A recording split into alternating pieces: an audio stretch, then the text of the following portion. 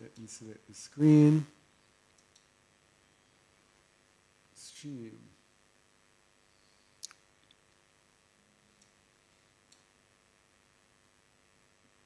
All right.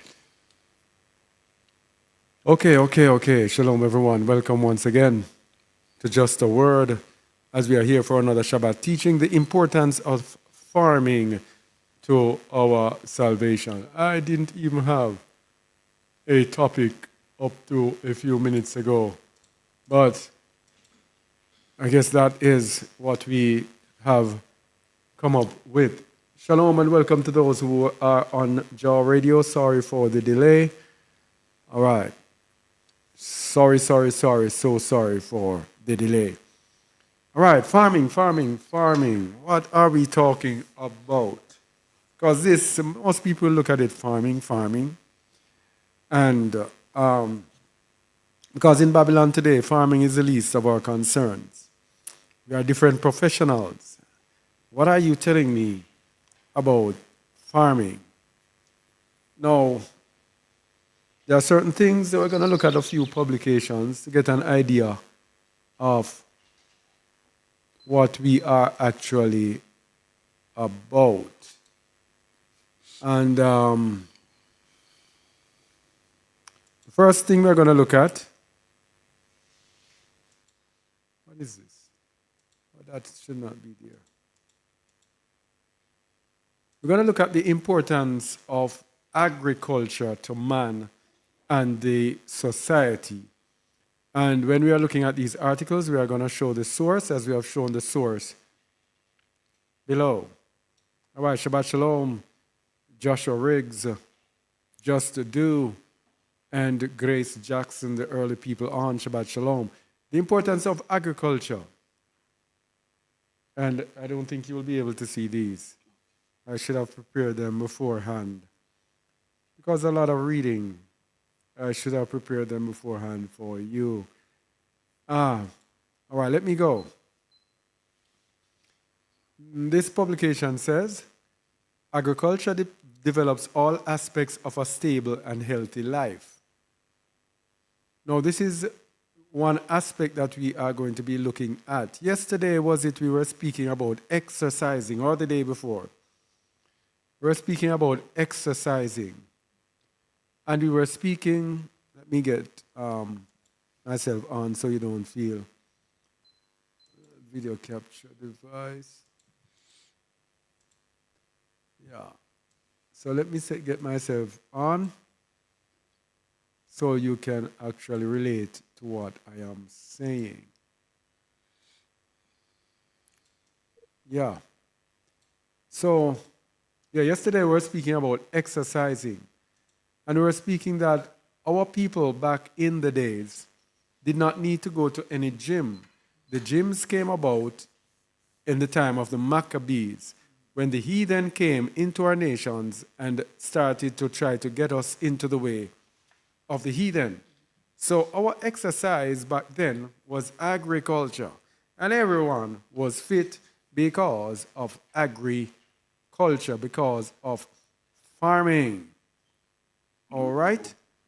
Let's look at what it means for us. Agriculture develops all aspects of a stable and healthy life. Agriculture is hard labor.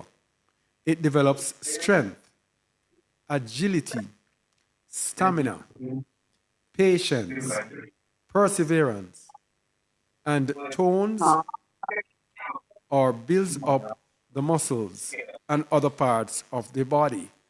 So who needs a gym? You have strength, you have agility, stamina, patience, perseverance, and tones and builds muscles in the body. It is really a good exercise routine. An agricultural inclined person is hardworking and busy. That person does not have the time to be lazy, hungry, or indulge in bad vices. Now, bear in mind that this publication is coming from heathen. This publication is not a publication from believers. This is just something I just Googled, and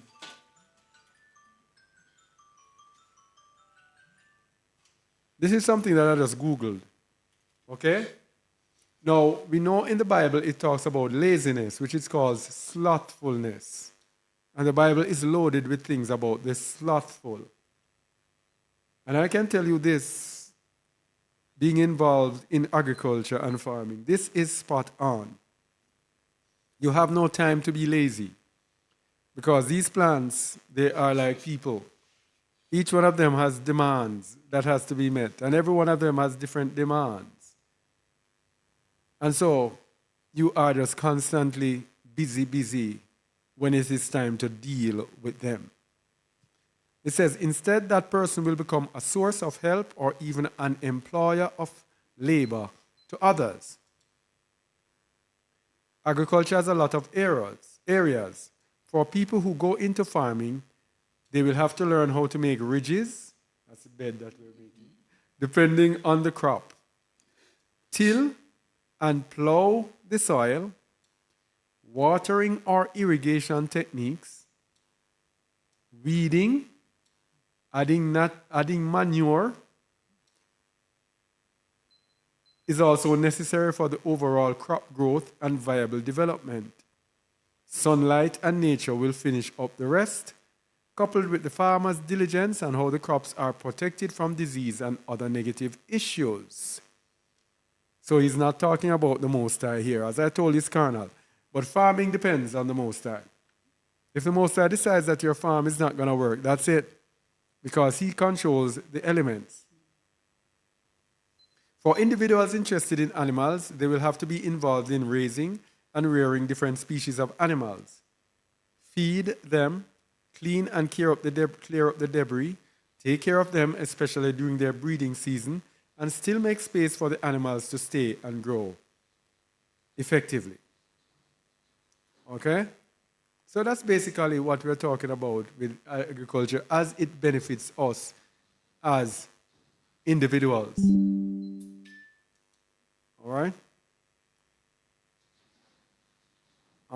Where we go. Okay. So what? Oh, this is the wrong page. I just switched the page, did I? No, it was the wrong page that was on.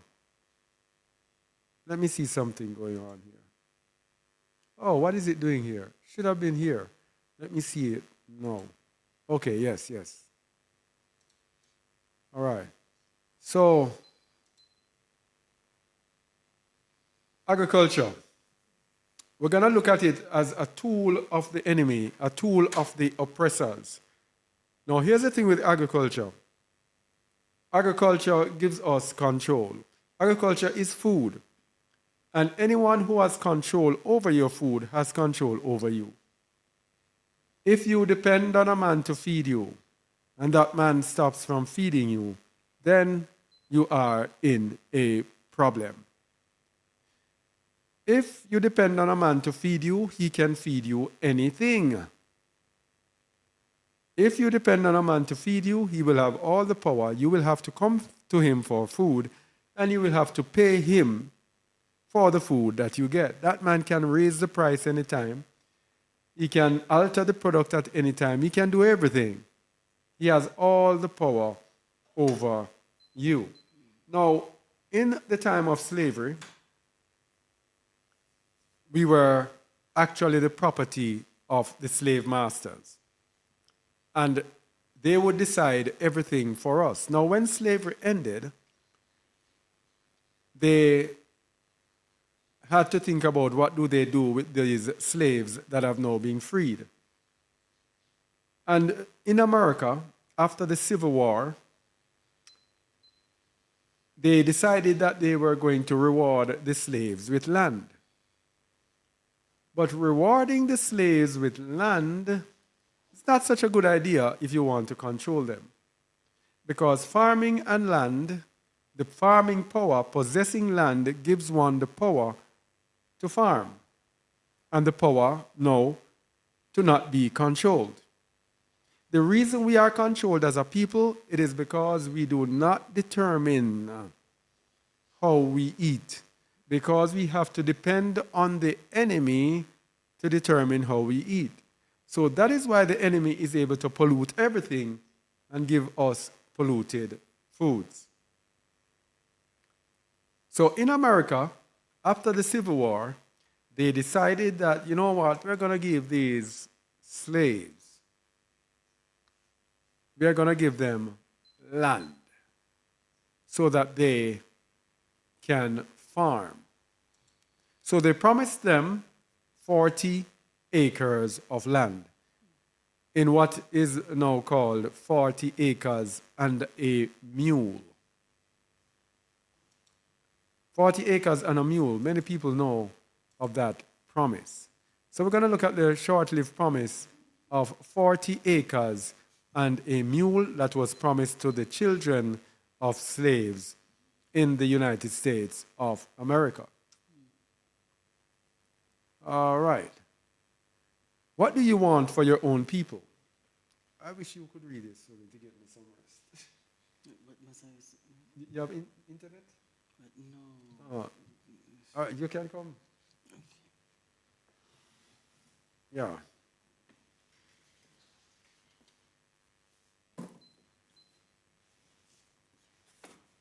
boy, you have to bring that video. This one? Yeah.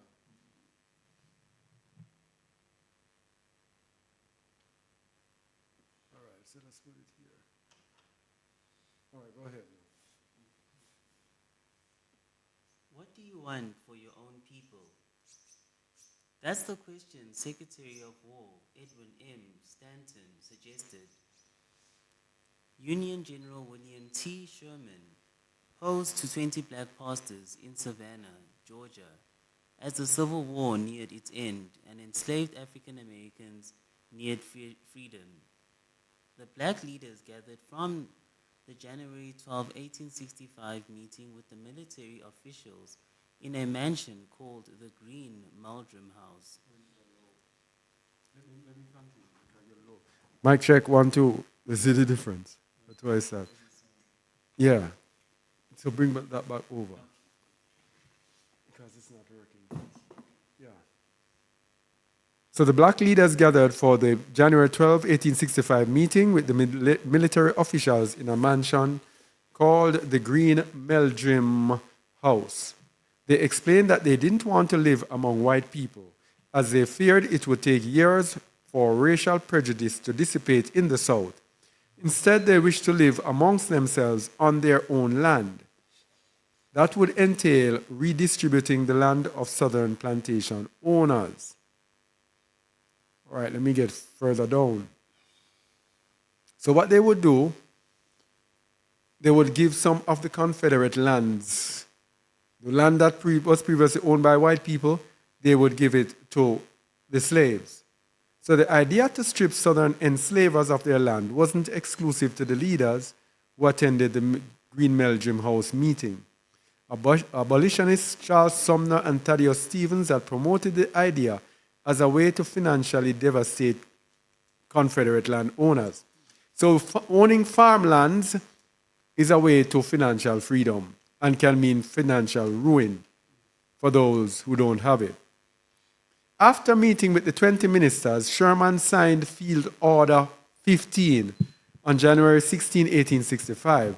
The order would reserve 400,000 acres of Confederate land for members of the formerly enslaved population. When the land near the southeast coast was evenly redistributed, each family would have 40 acres of tillable ground. So Union generals were attempting to divide these slave plantations into small farm settlements and make them available to the newly freed slaves, says Valerie Grimm, Director of Undergraduate Studies at Indiana University. So they actually did parcel it out. The freedmen set out to begin working their new land immediately, with a group of 1,000 settling on Georgia's Skidaway Island. In subsequent months, as many as 40,000 freedmen settled on the redistributed land. They were able to parcel it out to some of the former slaves, but for the most part, this dream was never realized. So 1,000 of them got their 40 acres. Now if we know Edom is not going to sit so kindly and live one family 40 acres all over 1,000 black Families, former slaves, having 40 acres. Can you turn on the lights, please? Imagine that. No, Edom will not have that. Let me continue. The government did not keep its promise. Oh boy, I'm so surprised. Oh, how could they not? How could they not keep their promises? Edom never, ever keeps their promise. Never. Never, never, never, never. That is why every agreement they go in, they break their agreements. Never, never, never. Especially for us. That's why Bob Marley sang, don't let them fool you or even try to school you. Oh no. Don't let them fool you. You gotta know them and know who they are. Following President Abraham Lincoln's assassination on April 15, 1865, President Andrew Johnson rescinded Field Order 15 and returned to Confederate owners the 400,000 acres of land. What a wicked people. A strip of coastline stretching from Charleston, South Carolina to the St. Johns River in Florida, including Georgia's Sea Islands and the mainland 30 miles in from the coast.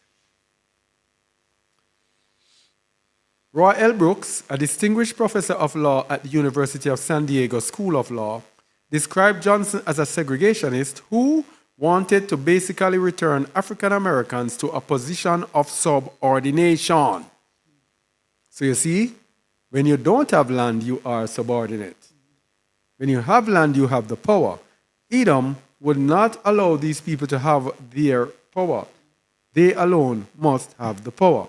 That is why wherever they are the dominant land owners. They are the dominant farmers.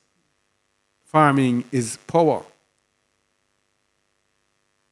Today they make it look as if it is a dirty job. That is where the power is.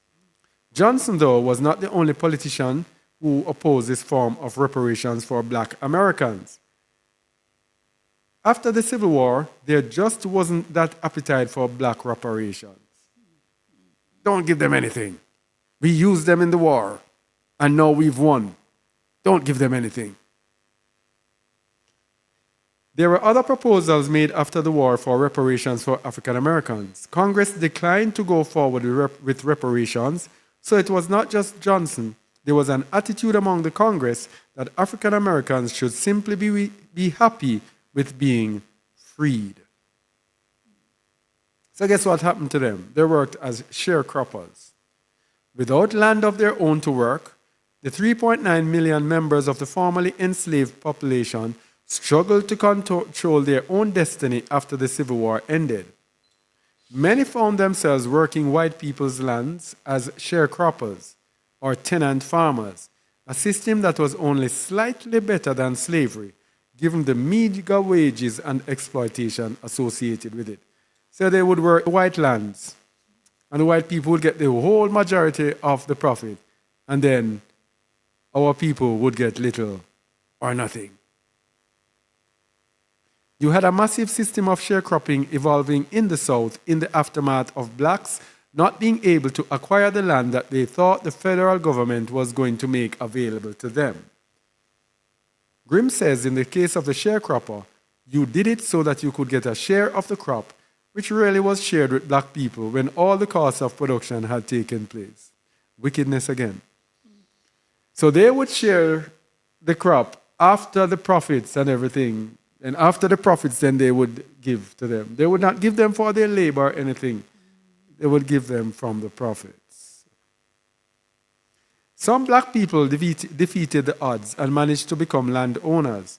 Most, however, had no land to pass on, which prevented them from accumulating multi-generational wealth and left them largely under the control of Southern white landowners. So here's the thing with farming. Farming allows you to control your own destiny. It gives you the power. As we said at the beginning, lacking in farming and having to let someone feed you, that person has the power over you. When we were sent into slavery, and we're going to look at different verses that tell us all of this. Let me continue. The failed promise of 40 acres and a mule denied African Americans the ability to generate financial self-sufficiency, which was needed in order to resist as much as possible the Jim Crow policies of the local government in the South. Financial self-sufficiency. Here's what they did with agriculture. They made agriculture hard, sometimes impossible for our people. Gave us schools and trained us to be slaves to their system. We were never self-sufficient in Babylon. I forget what percentage of Americans work paycheck to paycheck. Some people have to borrow before the paycheck, the next paycheck. Some work paycheck to paycheck. They don't have the surplus. They don't have any extra. They do not have self-sufficiency. They depend on the job. In America, if you lose a job, that's it for you. You might end up being what? Homeless. Homelessness is a common thing in America. And some people who tell me that they're homeless, they have families. America is so used to homelessness. And America is so selfish. Boy, I tell you that, Babylon. That sometimes you hear about people being homeless and say, but you have family there. What? You have relatives there. But what about such? But what about? But. Everybody stands up on their own selfishness. And I'm not saying that all families are like that. But this is what I get from a lot of people. A lot of Jamaicans who tell me that they have been homeless. But I say, but we have such and such. My family. How can you go to a homeless place? It's a system. You are not self-sufficient because we bought their lies about working. When you lose a job, you lose everything. When you are doing farming, you can be financially self-sufficient. What does the Most High, one of the Most High's blessings? Blessed shall be your basket and your store. When people are in farming, they usually, depending on the size of the farm and how the crop was, they generally can have their produce. When they get their produce and sell it, they generally can have store. Back in the days, it was a physical place that they stored it. Today, it can be the bank. So if things go bad, you still have something to go back on. How many Americans today, and we're talking about the heart of Babylon, have a savings account? Let me see what percentage of Americans have money in the bank. I saw a statistic about 1,000. Half of Americans have less than $500 in savings, with 39% having $250 or less in savings. Imagine. Wow. Imagine that. So almost everybody lives what? Paycheck to paycheck. But I can bet you the farmers in America, they are the ones who have money in the bank.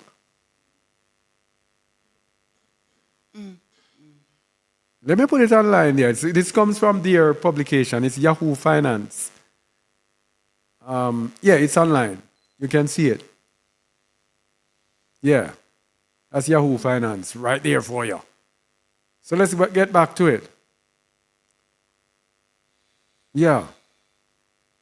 So another thing that they did now, I want you to look at the next thing that we're going to look at.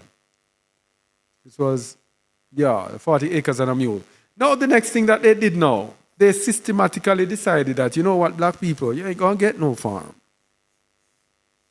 Even when after those 40 acres and a mule, there is a systematic thing to ensure that our people do not do farming. The loans and everything were calculated to make sure black people, you're not going to get loans. You're not going to get loans for your farms. Because if we give you loans, that first crop is going to set you on your feet. And when you get set on your feet, that's it for us. You're going to have power. We don't want you to have power. Farming is where the power is. So let's look at what happened to America's black farmers. Let me go to the page. What happened to America's black farm? I don't even. No, I can't find the page. What page is that? What happened to America's black farmers? Okay. Let me get the. Right, today is Trouble Day today. It's grist.com food. What happened to America's black farmers? Let me go search for it. All right, here it is. I got it. What happened to America's black farmers? Let me see if it is in the. Yes. All right. John Boyd remembers watching a USDA official toss his loan application in the trash. It was the late 80s, and Boyd, a fourth-generation black farmer from Baskerville, Virginia, was counting on a $5,000 loan to keep his family farm business. Boyd was told to come back the next week to refile his paperwork, but a white farmer walked out of the office with a $157,000 check. Compare that, $5,000 to $157,000. Why you really don't like us? Why don't you like us? What have we done to you? We have only built up your land. We have made you rich. We have slaved for you. We have served you. Why don't you like us? And this is why you're going to get your true reward. This is why you're going to get your butt kicked. Because of how wicked you are. Imagine a people enriching you. Imagine a people doing this for you. And then you turn back and reward them with your wickedness. Edom. Hey. Let me continue. Boyd wasn't alone.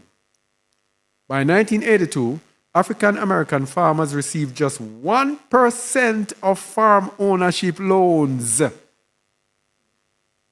1%.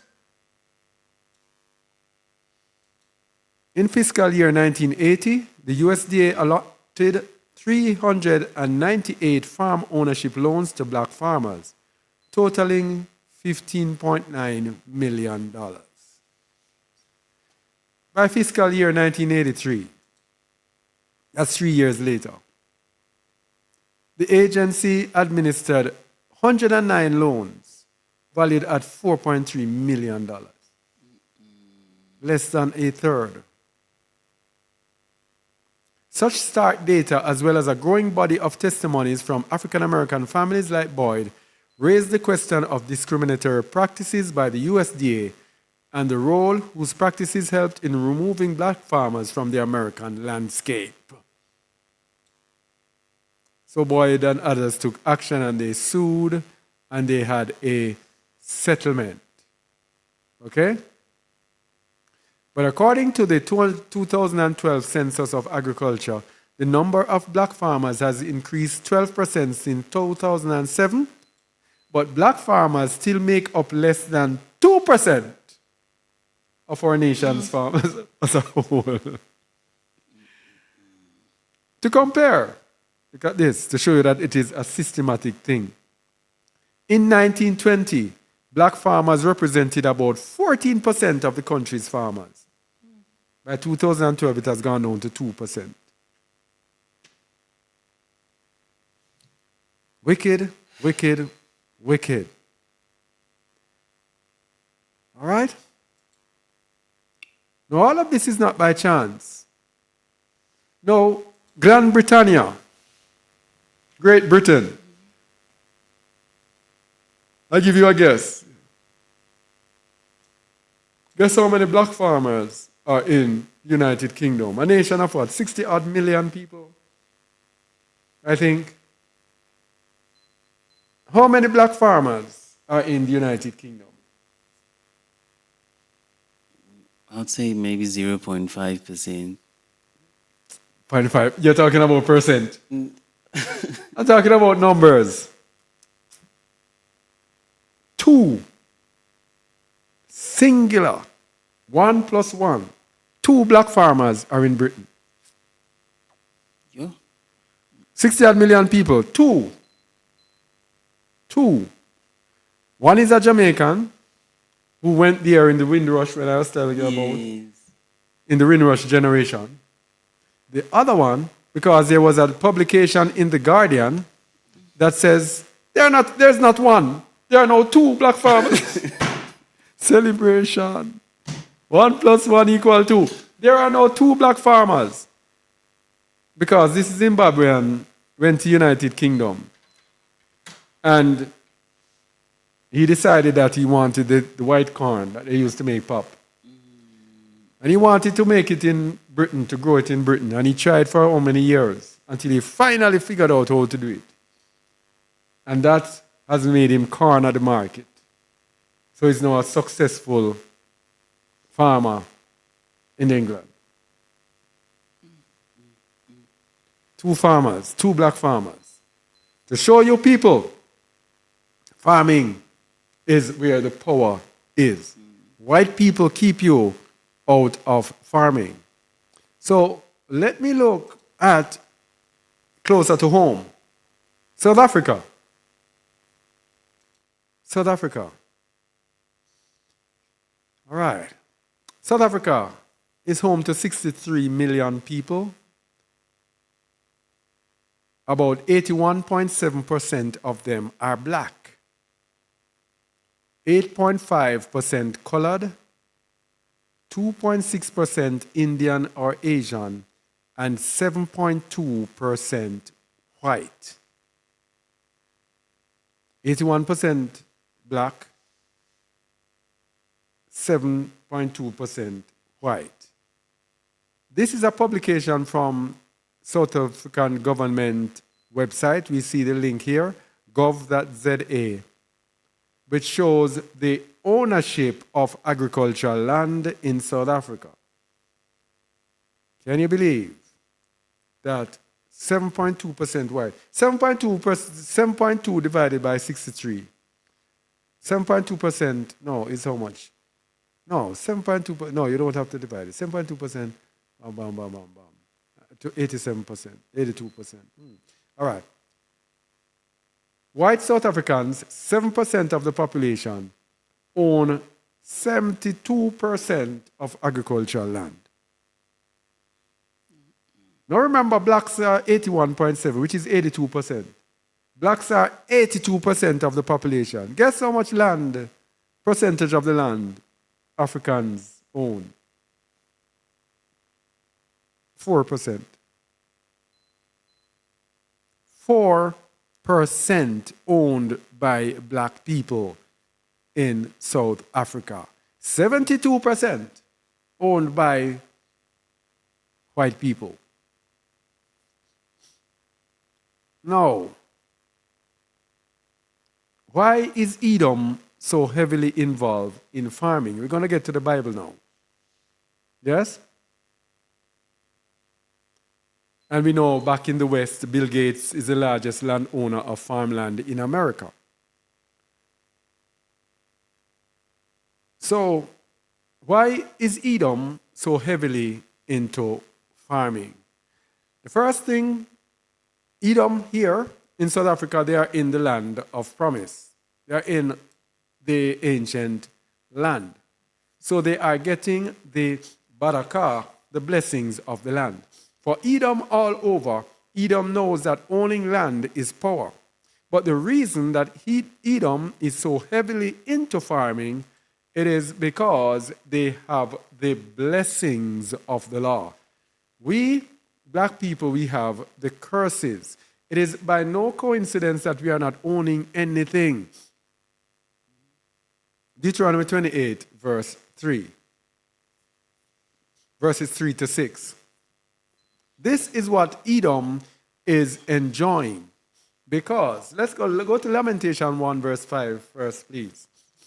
Whenever we are in captivity, the nations that have us in captivity, they receive the barakah, they receive the blessings, and we receive the curses. Lamentations 1, verse 5. Her adversaries are the chief, her enemies prosper. For Yahuwah hath afflicted her for the multitude of her transgressions. Her children are gone into captivity before the enemy. Our adversaries are the chief nations of the earth are our enemies, and they prosper. Because Yahuwah hath afflicted us for the multitude of our iniquities. Our children are gone into captivity before the enemy. So nothing like is happening by chance, my people. It is because of who we are. We, the children of Yasharal, and they would call us black people, but not all black people are Yasharal.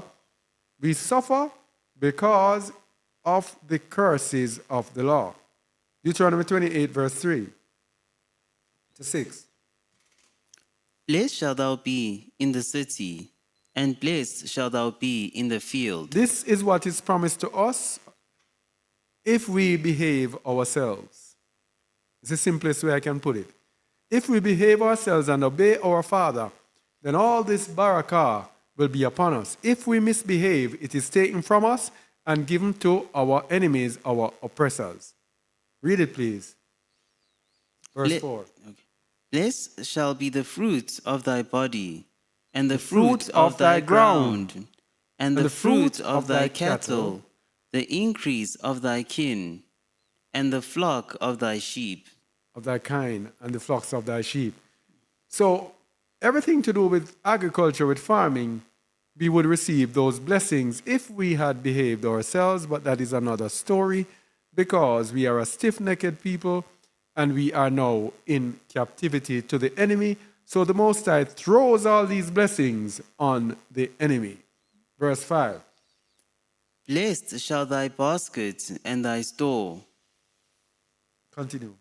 Blessed shalt thou be when thou comest in, and blessed shalt thou be when thou goest out. All right, so blessed shall be thy basket and thy store. That means you'll be able to gather quite comfortably, and you'll also be able to, you'll be able to gather quite comfortably, and you'll also be able to save quite comfortably.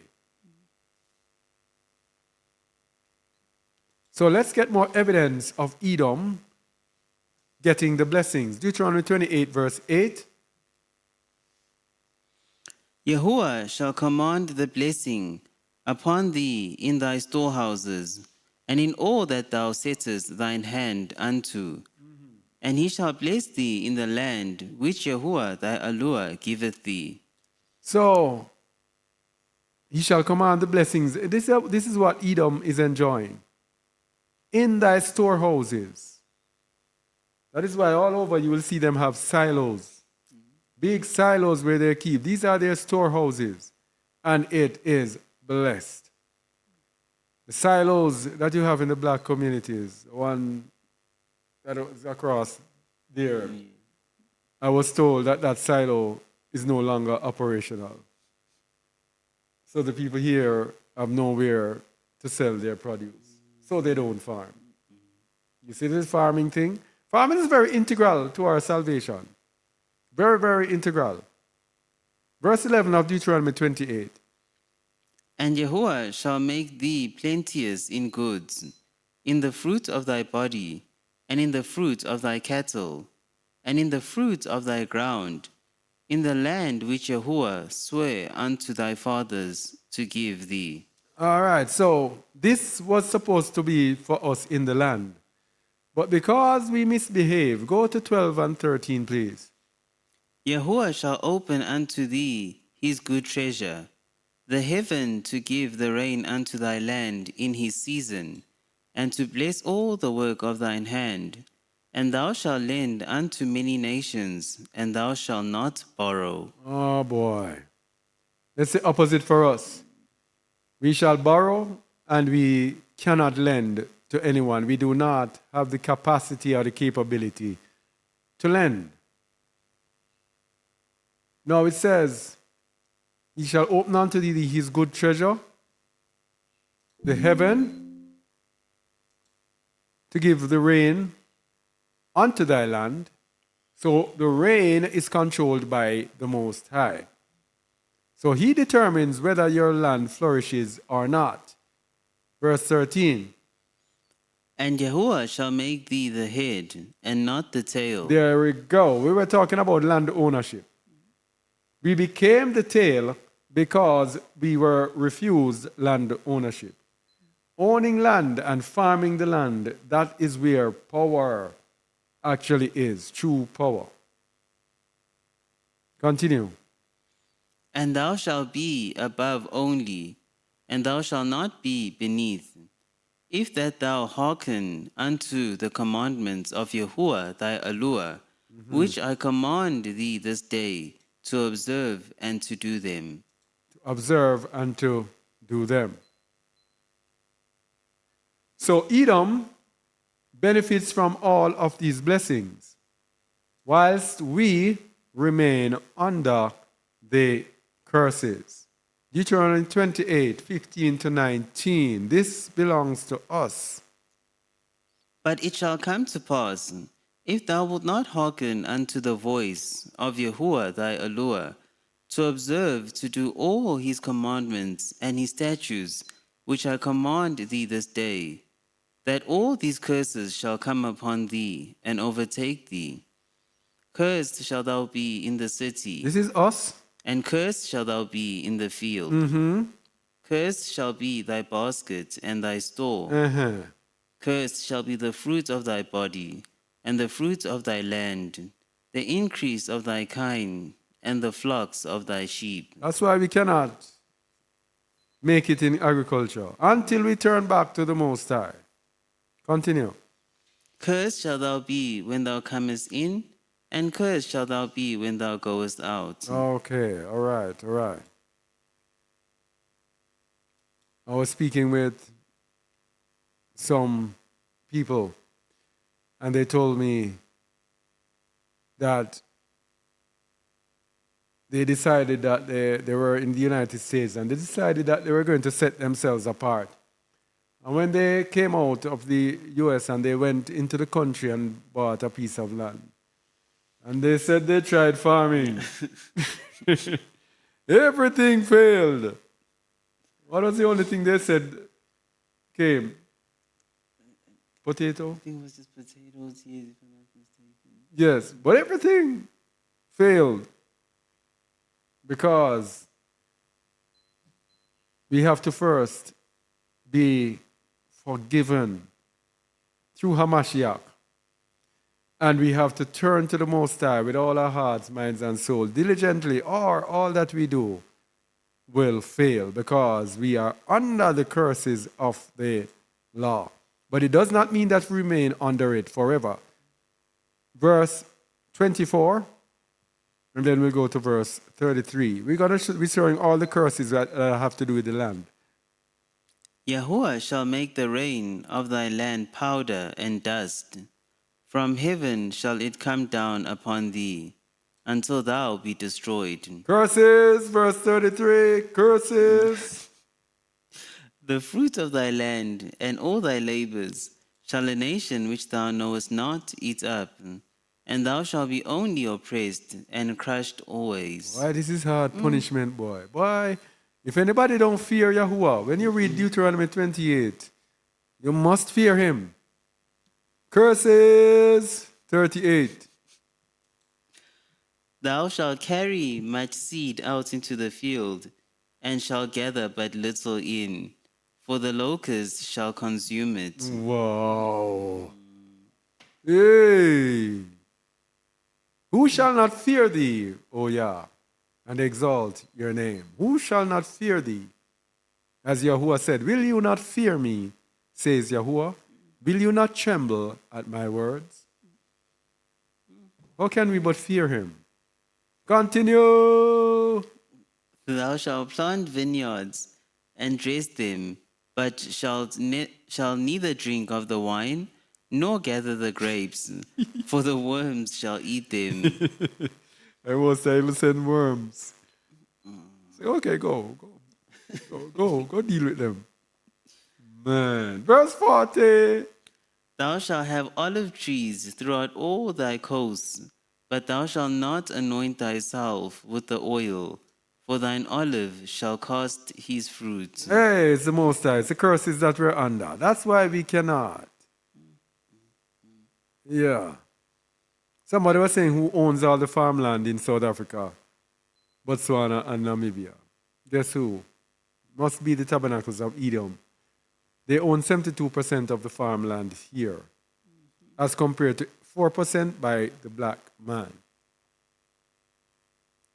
So the curses continue here. People in the West, you think you've seen curses yet? You want to come to South Africa? You will truly see Edom in action against Yasharal. So, blessings on the basket or food when we are in rulership in the land. The Most High does not give us outright blessings when we are outside the land, because the land and rulership is married with the people. The people have to be in line with the Most High's will for him to truly give them the blessings of the land. So, Deuteronomy 26 verse 1. Blessings on our basket when in rulership in the land.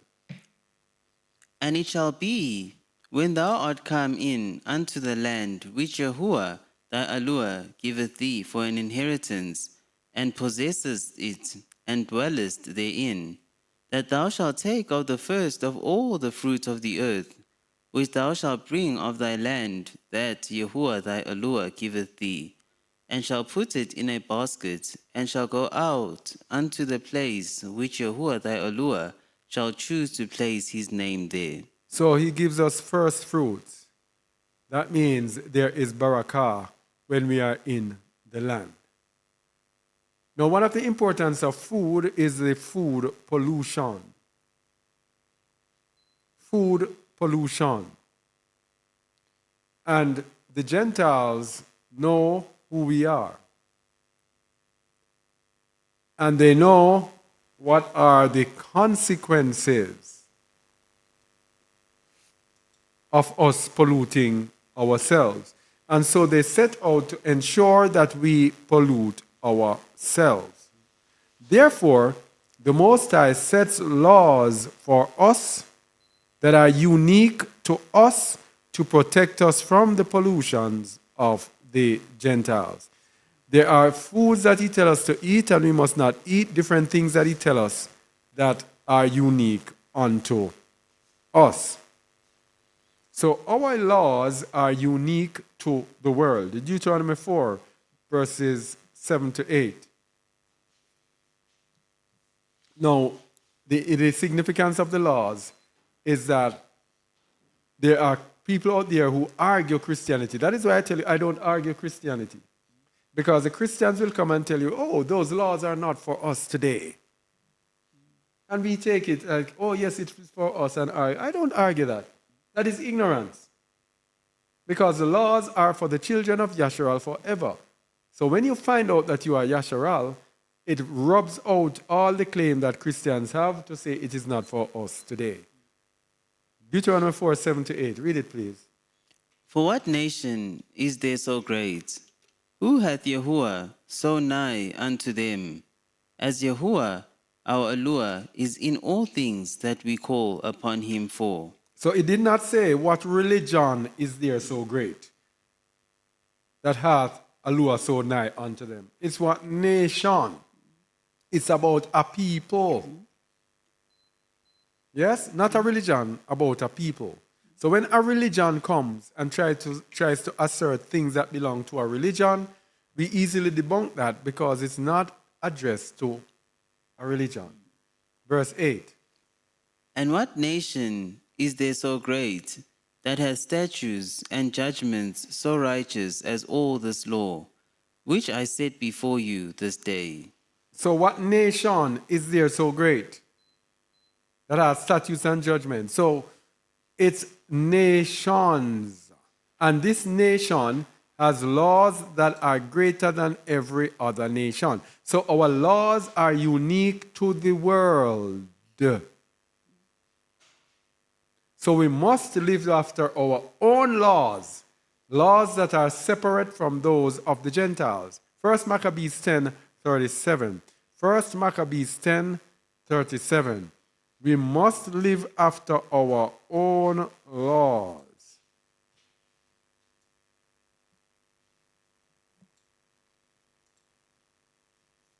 And of them some shall be placed in the king's strongholds, of whom also some shall be set over the affairs of the kingdom, which are of trust. And I will that their overseers and governors be of themselves, and that they live after their own Torah, even as the king has commanded in the land of Yehuda. Their overseers and governors be of themselves. No nation must rule us because we have our own unique laws. And the Most High told us in the book of Deuteronomy, I think, or Leviticus, He told us that, I think it's Leviticus 17, we must only set over us. We must only set over us those among our brethren. That is why no Edomite can come and rule us and lead us. It's only our people. And that they live after their own laws. What do we have today in this world? We have us living after the laws of the Gentiles. When you come to the way, my people, you have to return to the old path, which is a good way. You have to return to your own laws. You have to seek out your laws. How did our people live? And go after it.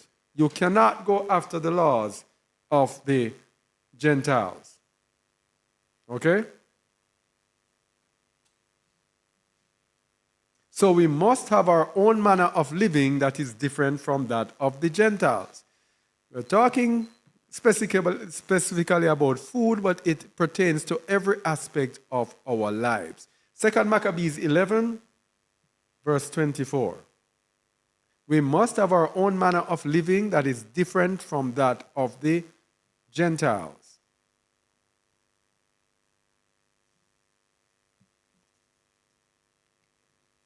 We understand also that the Yehudim would not consent to our father, for to be brought unto the custom of the other nations, but had rather keep their own manner of living.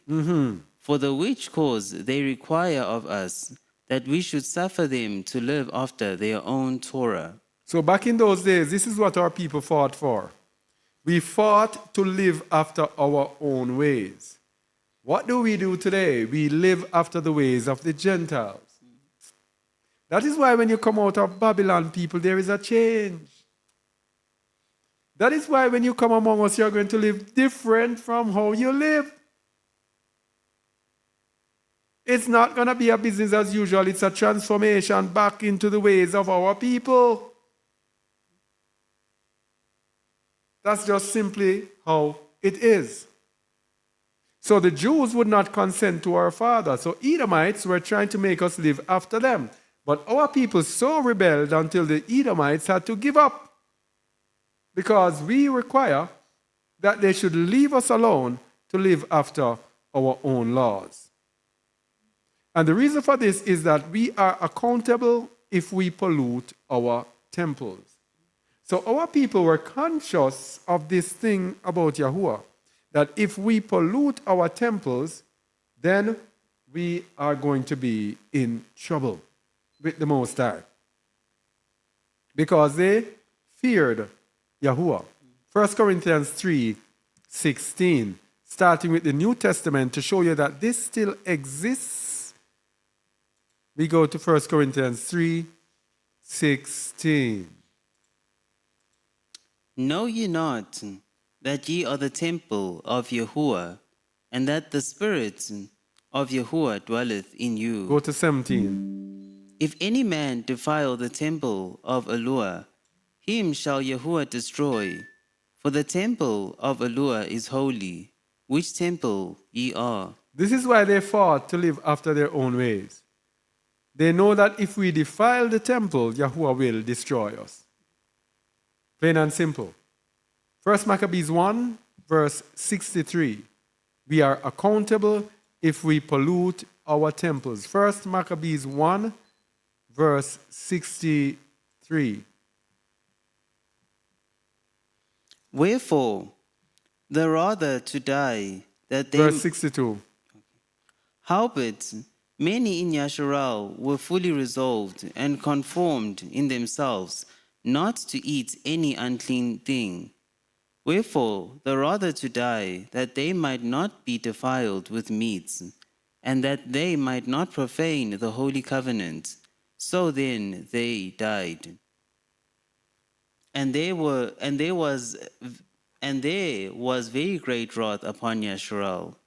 So the people, the Edomites, the Gentiles, they wanted our people to eat unclean things, especially their prized pork. And our people rather to die so that they not profane the set apart covenant.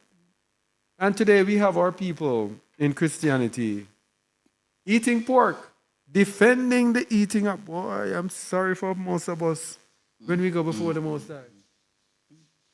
They are defending eating pork, and then the Most High is sending people to them. Don't eat pork. Pork is bad. But man, they don't want to hear it. Some of them boast about how they love pork, defiling themselves with the meats of the Gentiles. This pork eating thing is not of us. It's the Gentiles introduced it to us. And from the time of the Maccabees, I do advise people, read the book of the Maccabees if you have not. Because these were the books that they left out to show what the Romans and the Greeks did to our people. And if you see what the Romans and the Greeks did to our people, you will get an understanding of why we are cultured how we are today. It is so that this life that they are giving us, it is right here in the book of Maccabees. So if you read the book of Maccabees, you will get to understand every single trick that they have us in today. 2 Maccabees 6, 19 to 20.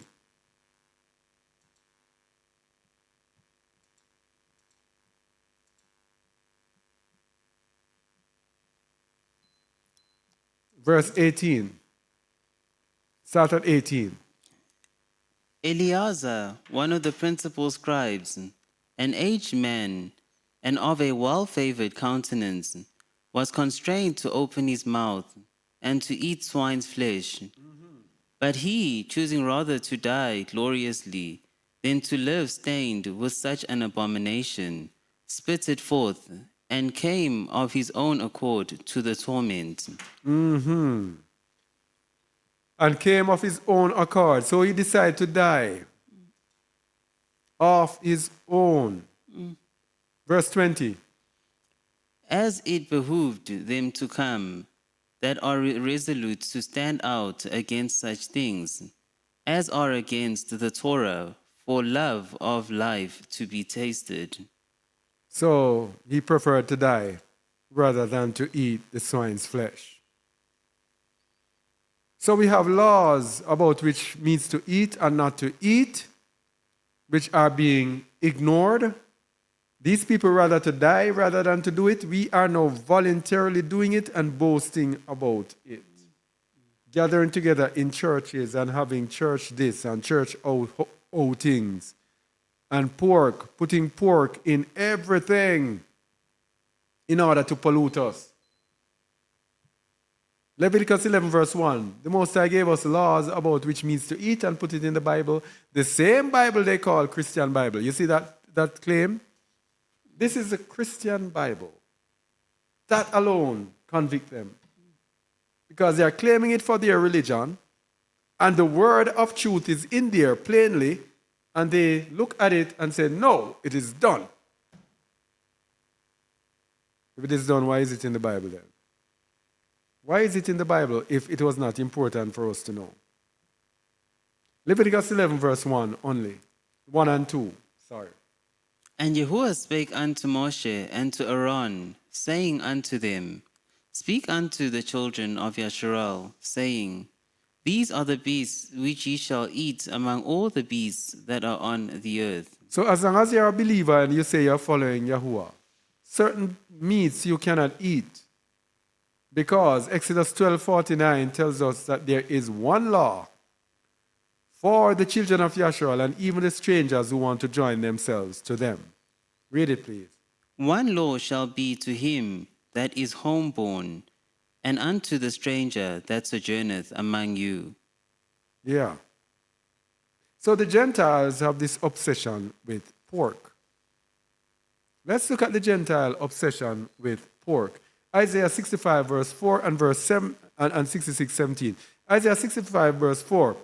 What it tells us in the prophecy of Isaiah is that a whipping, a sure condemnation is coming for the pork eaters. Isaiah 65, 4. Read it, please. Which remain among the graves, and lodge No. Verse 3, sorry. 3 to 4. a people that provoketh me to anger continually to my face, that sacrificeth in gardens, and burneth incense upon altars of brick, which remain among the graves, and lodge in the monuments, which eat swine's flesh, and broth of abominable things is in their vessels. Hey, which eat what? Swine's flesh, Verse 5. which say, Stand by thyself, come not near to me, for I am holier than thou. These are a smoke in my nose, a fire that burneth all the day. You see what the Most High is saying to Christianity? Because this is Christianity. We are Christians. They're saying, yeah, you are sinners because you don't follow their religion. You don't come to church. I am holier than thou. The Most High says, these are a smoke in my nose, a fire that burneth all the day. If you ever have any idea how the Most High regards Christianity, understand these things that are being said here. Verse 6. Behold, it is written before me, I will not keep silent, but will recompense, even recompense into their bosom. Yeah, continue. Their iniquities and the iniquities of your fathers together, saith Yahuwah, which have burned incense upon the mountains, and blasphemed me upon the hills. Therefore will I measure their former work into their bosom. So guess what? Those of our generation who remain doing this, they are going to be paid back even for the sins of their fathers. The Most High is going to add the sins of their fathers and their sins together and recompense it upon them. Isaiah 66:17, this swine's flesh, this obsession with swine's flesh and the Most High. Verse 16. For by fire and by his sword will Yahuwah plead with all flesh, and the slain of Yahuwah shall be many. They that sanctify themselves and purify themselves in the gardens behind one tree in the midst, eating swine's flesh and the abomination, and the mouse shall be consumed together, saith Yahuwah. They sanctify themselves. They say, I am holier than thou. Eating swine's flesh. The obsession with swine's flesh. More. First Maccabees 1:47. Swine's flesh is a thing, and that is why they put pork in everything. It's no chance, it's not by chance. First Maccabees 1:47. Set up altars and Asherah poles and chapels of idols, and sacrifice swine's flesh and unclean beasts.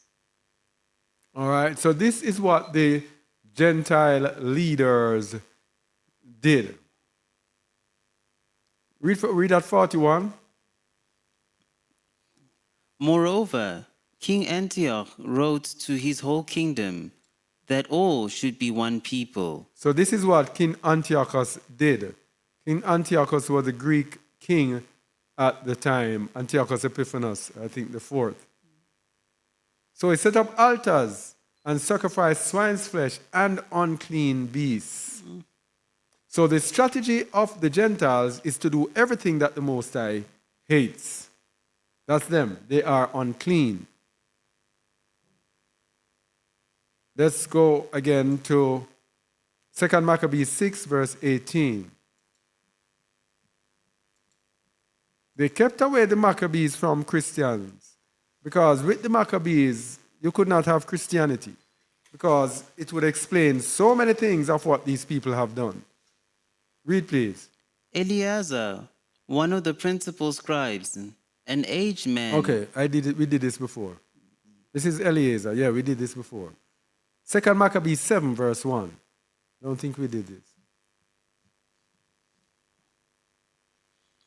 It came to pass also that 7 brethren with their mother were taken and compelled by the king against the Torah to taste swine's flesh, and were tormented with scourges and whips. And we know these 7 volunteered to die rather than to eat swine's flesh.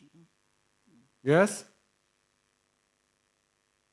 And these people, when they died happily in some terrible, terrible torments. Yes? Now, that's not the only ill that these. This is not the only ill that these people have done. They are also polluting us today with animals who have been punctured.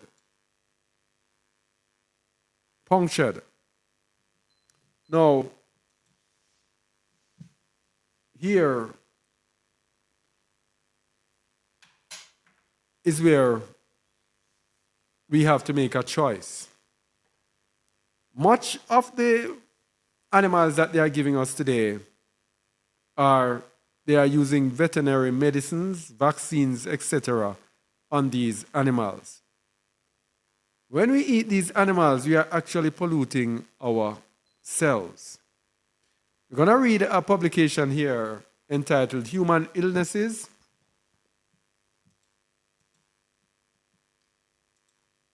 Human illnesses associated with the use of veterinary, I can't even say that word, VACC. Yeah? VACC. So let me give it a read. Veterinary vaccines are being used with increasing frequency in the United States to protect the health of animals.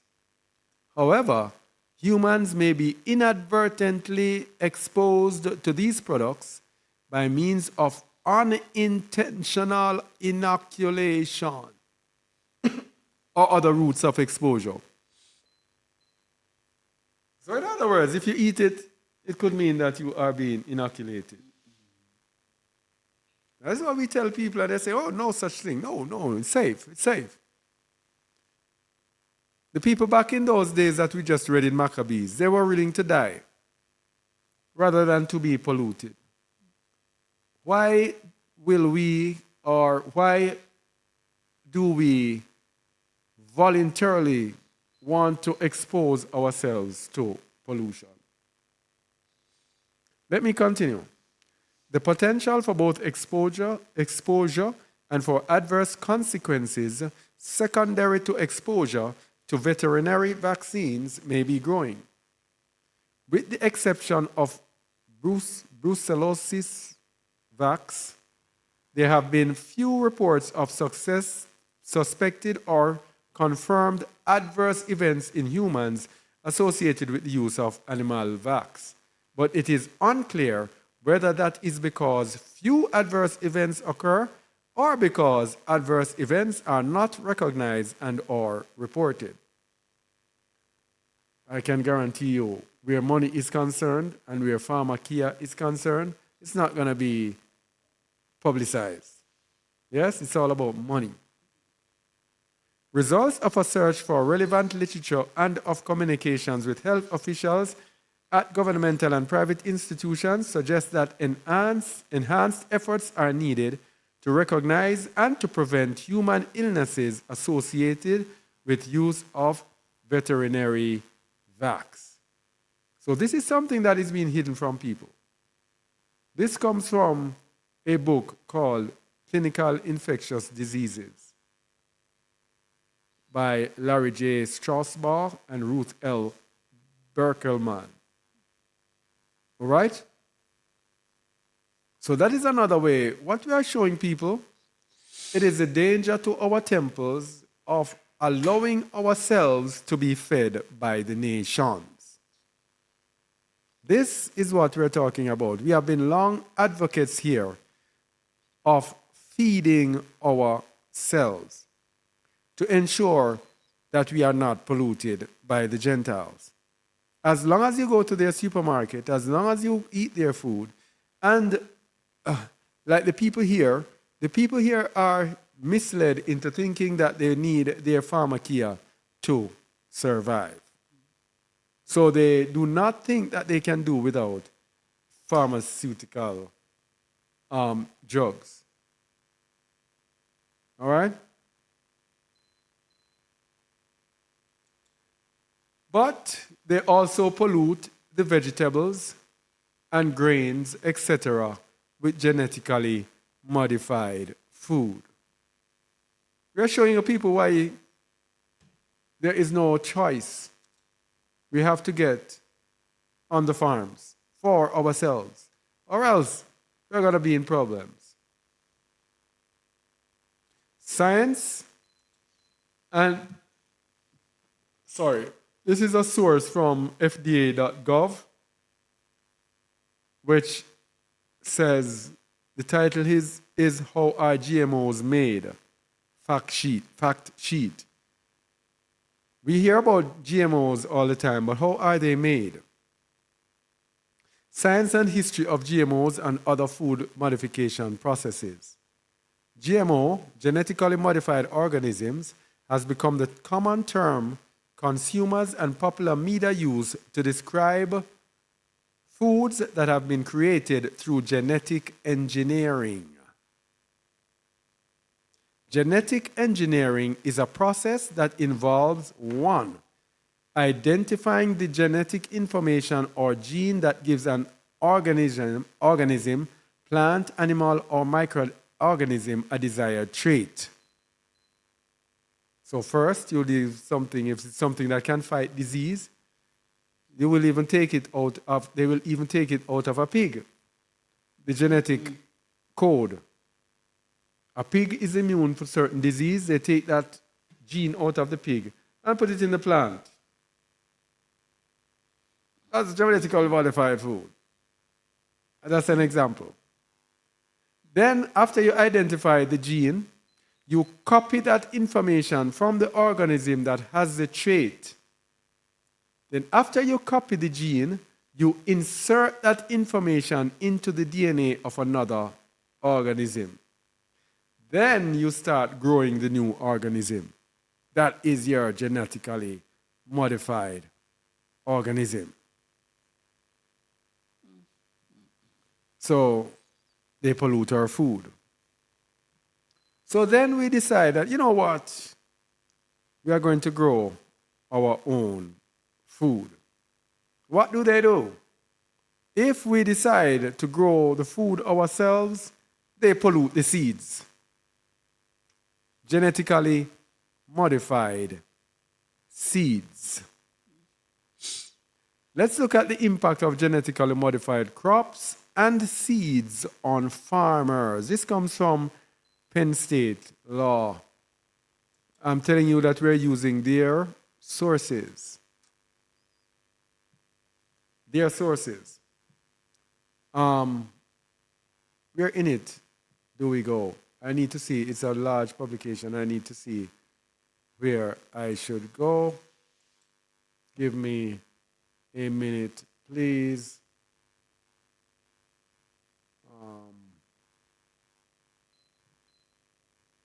So they end up, I'm trying to find. Dun, dun, dun.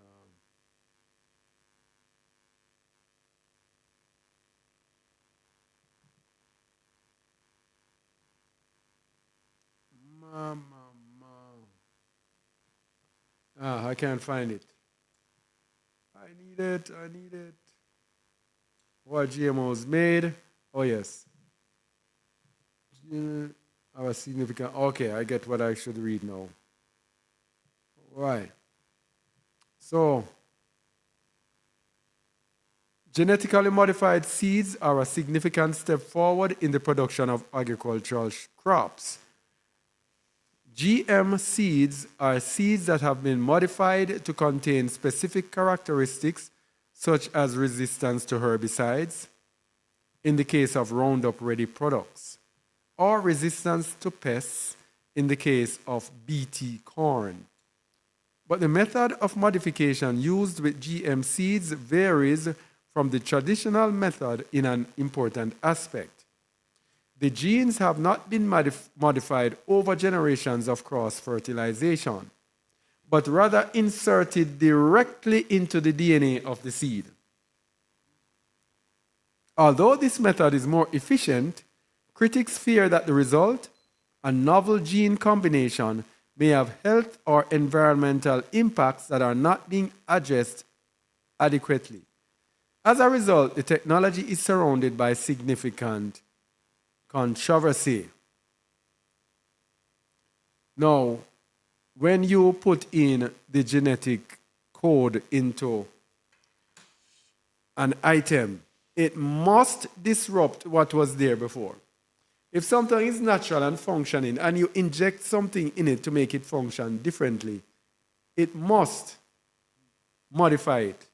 Must modify it. Yes? And this is what happened. We're going to look at the disadvantage. There's a disadvantage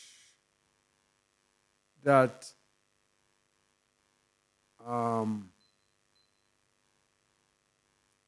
me see.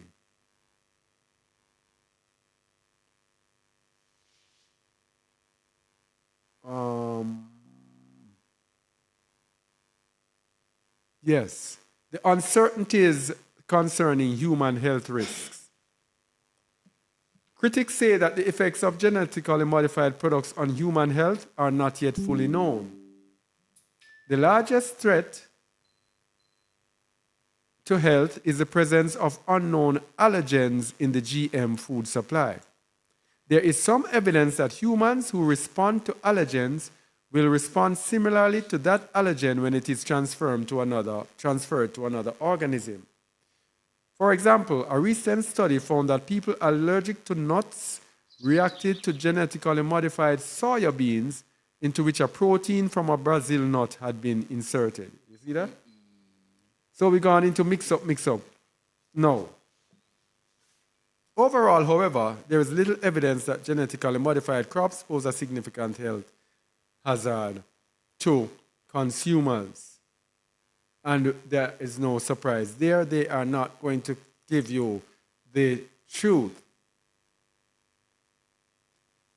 Most observers of the GM industry recognize that the domestic market has consumed genetically modified products for years, and thus far there have been no accompanying health impacts. Yeah, right. Nor can Americans stop consuming these products. So you see, we are in Babylon. America, Babylon. These products are so prevalent that it forms the backbone of their economy. How can you now just jug all the genetically modified? How can you say all genetically modified items are bad?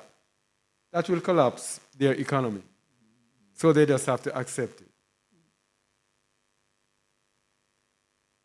The large-scale adoption of genetically modified crops combined with the accidental drift of genetically modified seeds into supposedly non-GM fields, has left the domestic user with little choice but to consume genetically modified crops. So we are at the juncture where we are threatened with genetically modified crops. So we have to figure out how we can get rid of these. So for us, you have to truly find places that sell non-GMO seeds. Now that is very tricky because they will write on their thing that they are non-GMO. People know that, okay, non-GMO, people flock to it. Anybody can do that. All right? Anyone can do that. And they will tell lies. So what I like to do, you have to seek out small companies. As long as a company is big and making profits, that company will tell lies. That company will do tricks, especially if that company has shareholders. Shareholders are those who are sitting greedily in the background, waiting every year to just grab profits. The people in there have to do everything to make profits to please the shareholders, or else the shareholders will sell out. So in order to please the shareholders, they tell the shareholders what they want. So they have to have good, big, bustling sales. You have to find people who don't care about those big, bustling sales, small people who passionately, their passion is to keep the seeds pure. You have to find those people, or else we could be in trouble. So, the problem is our people are always wooed by the Gentiles. We know how they are, and we know that they are polluting our seeds, but it is like we cannot stop eating what they give us. 2 Maccabees 5, verse 27.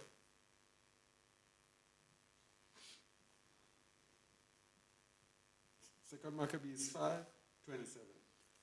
But Jehuda Maccabee, with 9 others, or thereabouts, withdrew himself into the wilderness, and lived in the mountains after the manner of beasts, with his company, who fed on herbs continually, lest they should be partakers of the pollution. That is how bad the pollution of the Gentiles was in the time of the Maccabees, before the time of Hamashiach.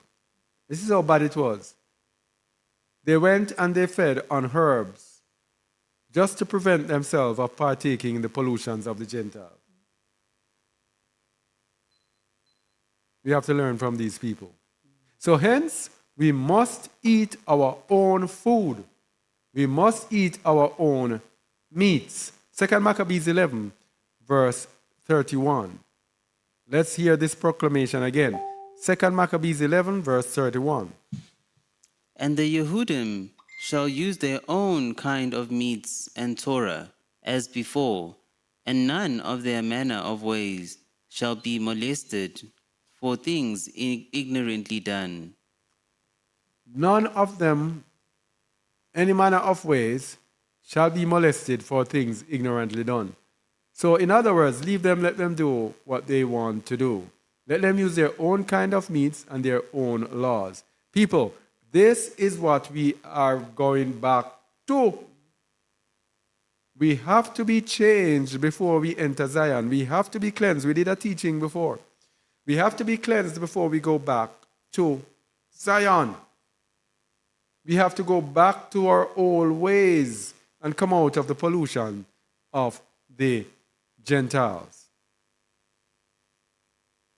And remember, we just said it, our people were willing to live like animals rather than to be polluted with the food of the Gentiles. Let me see if something that we did before, 2 Maccabees 5, 24 to 27. Let me see if it is something that we did before.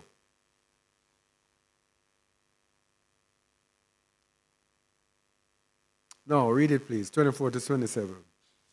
He sent also that detestable ringleader, Apollonius, with an army of 22,000, commanding him to slay all those that were in their best age, and to sell the women and the younger sort, who coming to Jerusalem and pretending peace, did forbear till the holy day of the Shabbat. When taking the Yehudim, keeping holy day, he commanded his men to arm themselves. And so he slew all of them that were gone to the celebrating of the Shabbat, and running through the city with weapons, slew great multitudes. All right, so this is where Maccabeus had to move away from the pollution. So we actually did it before indirectly. All right. So, what did our fathers do? First Maccabees 1:62. This is just a reminder that they rather to die. We did it before. They rather to die rather than to be defiled with meats. Now, because of the Gentiles and the impurity or the pollutions of the Gentiles, the Most High separated us from all people. If you are Yasharal, you are called to be separate from all people. That is why your family members will not accept or be able to tolerate you when you come into the way, because you will be walking after the way of the Gentiles. Naturally, when you come into the way now, you have to walk after the way of Yahuwah. And Yahuwah will raise up people who will try to seek to bring you into his own way. So the Most High separated us from all people, Leviticus 20, verse 26. This, as it pertains to food, is something that we must understand. And ye shall be holy unto me, for I, Yahuwah, am holy, and have served you from other people, that ye should be mine. I have severed or ripped you from other people, that ye should be mine. So in order to be the property of the Most High, the people of the Most High, we have to be holy, for he is holy. So we have to be set apart. And being set apart includes being set apart with clothing, with food, with everything, following after the laws of the Most High. A similar account is given in 1 Kings 8, verse 53. 1 Kings 8, verse 53. For thou didst separate them from among all the people of the earth. You see it? Among all the people of the earth. So when you have the way of this world, his people are separate. That is why I said in the book of Amos, starting from chapter 3, verse 1, you only have I known of all the families of the earth. One family, one nation. Read 1 Kings 8:53, please. For thou didst separate them from among all the people of the earth, to be thine inheritance, as thou speakest by the hand of Moshe thy servant, when thou broughtest our fathers out of Egypt, O Yahuwah Eluah. So he separated us to be his inheritance. In Leviticus 20, verse 6, he said he separated us that we should be his. But in the new covenant, a reminder that our body is not our own, we are bought with a price. When we come to Yahushua HaMashiach, we are actually purchased back from our oppressors. That is why the word says, HaMashiach has redeemed us from the curse of the law. We are bought back from our oppressors who had us in their possession. 1 Corinthians 6, verses 19 to 20. What? Know ye not that your body is the temple of the Ruach HaKadosh, which is in you, which ye have of Eluah, and ye are not your own? For ye are bought with a price. Therefore glorify Yahuwah in your body and in your Ruach, which are Yahuwah's. So when you come to Yahushua HaMashiach, you no longer belong to yourself. Your responsibility now is to preserve this that the Most High has in his possession. Simple. You don't belong to yourself. And we looked at it already in 1 Corinthians 3, 16 to 17. The danger of defiling. You can read it again, please. 1 Corinthians 3, 16 to 17. Know ye not that ye are the temple of Yahuwah, and that the Spirit of Yahuwah dwelleth in you? If any man defile the temple of Yahuwah, which him shall Yahuwah destroy, for the temple of Yahuwah is holy, which temple ye are. And we know that we must not touch the unclean thing. 2 Corinthians 6, verses 14 to 18. 2 Corinthians 6, 14 to 18. Be ye not unequally yoked together with unbelievers. For what fellowship hath righteousness with unrighteousness? And what communion hath light with darkness? And what concord hath Hamashiach with Belial? Or what part hath he that believeth with an infidel? And what agreement hath the temple of Yahuwah with idols? For ye are the temple of the living Yahuwah. As Yahuwah hath said, I will dwell in them, and walk in them, and I will be their Yahuwah, and they shall be my people. So if the temple is polluted, the Most High will not walk with us. Because we know that he does not dwell in dirty vessels. Vessels have to be clean, vessels of honor, and there are vessels of dishonor. We have to make our bodies vessels of honor in order to be to make ourselves an habitation for the Ruach of Yahuwah. Verse 17. Wherefore, come out from among them, and be ye separate, saith Yahuwah, and touch not the unclean thing, and I will receive you. So, one of the greatest threats in this world is the threat of uncleanness from food. That is one of the greatest threats to us as believers. We have to come out and be separate.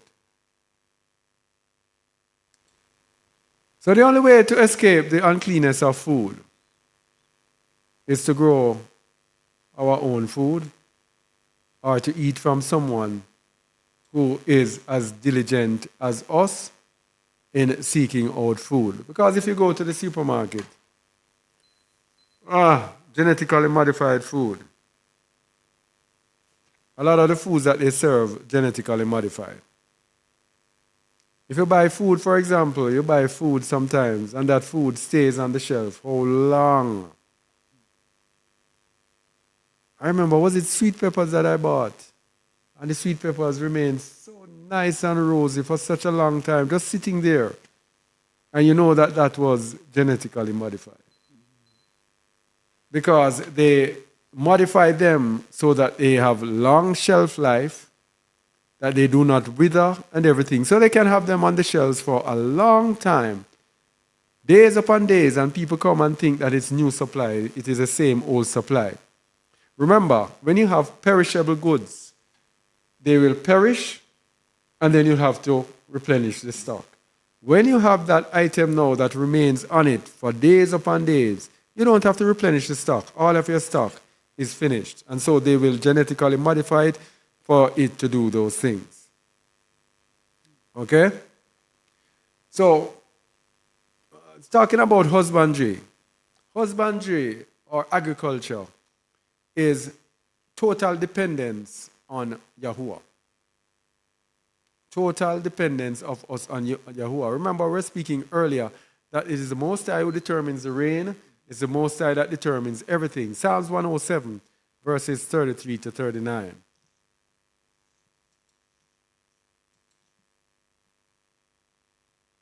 He turneth rivers into a wilderness, and the water springs into dry ground. Hold on. 33 to 39. Yes. So the Most High can turn around the situation, the farming situation at any time. Everything is determined by him. Continue.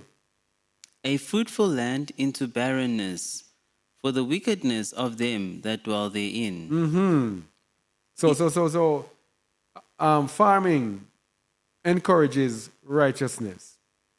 Because if we know we are in wickedness, then the Most High, his barakah, will not be on it. Man, oh man, and this one here, I have experienced.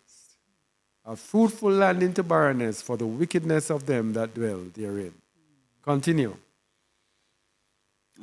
He turneth the wilderness into a standing water, and dry ground into water springs. And there he maketh the hungry to dwell, that they may prepare a city for habitation. You see that? Look at what it's saying. Just look at it. Look at it. Look at this. You see, before the people of the Most High enter into the land, this is what it's talking about. Before they enter into the land, the Most High is going to turn around their fortunes. He's going to make the wilderness be fruitful. Yes? That they may prepare a city for habitation. So while they are waiting to enter into Zion, as we have been preaching, the Most High is going to make us gather in the fields, gather and farm for ourselves, preparing to enter into Zion. There he maketh the hungry to dwell, that they may prepare a city for habitation. And continue. And sow the fields, and plant vineyards, which may yield fruits of increase. He blesseth them also, so that they are multiplied greatly, and suffereth not their cattle to decrease. Again, verse 39. Again, they are minished and brought low through oppression, affliction, and sorrow. He poureth contempt upon princes, and causeth them to wander in the wilderness, where there is no way. Yet setteth he the poor on high from affliction, and maketh him families like a flock. All right, so the poor will overcome. So the Most High will have us in ups and downs. He will have us up, he will bring us down. But in the end, it says, he setteth the poor on high from affliction. So this is a process that his people will go through in the end to prepare them for Zion. Okay? What's the next one? Deuteronomy 11:13 to 17.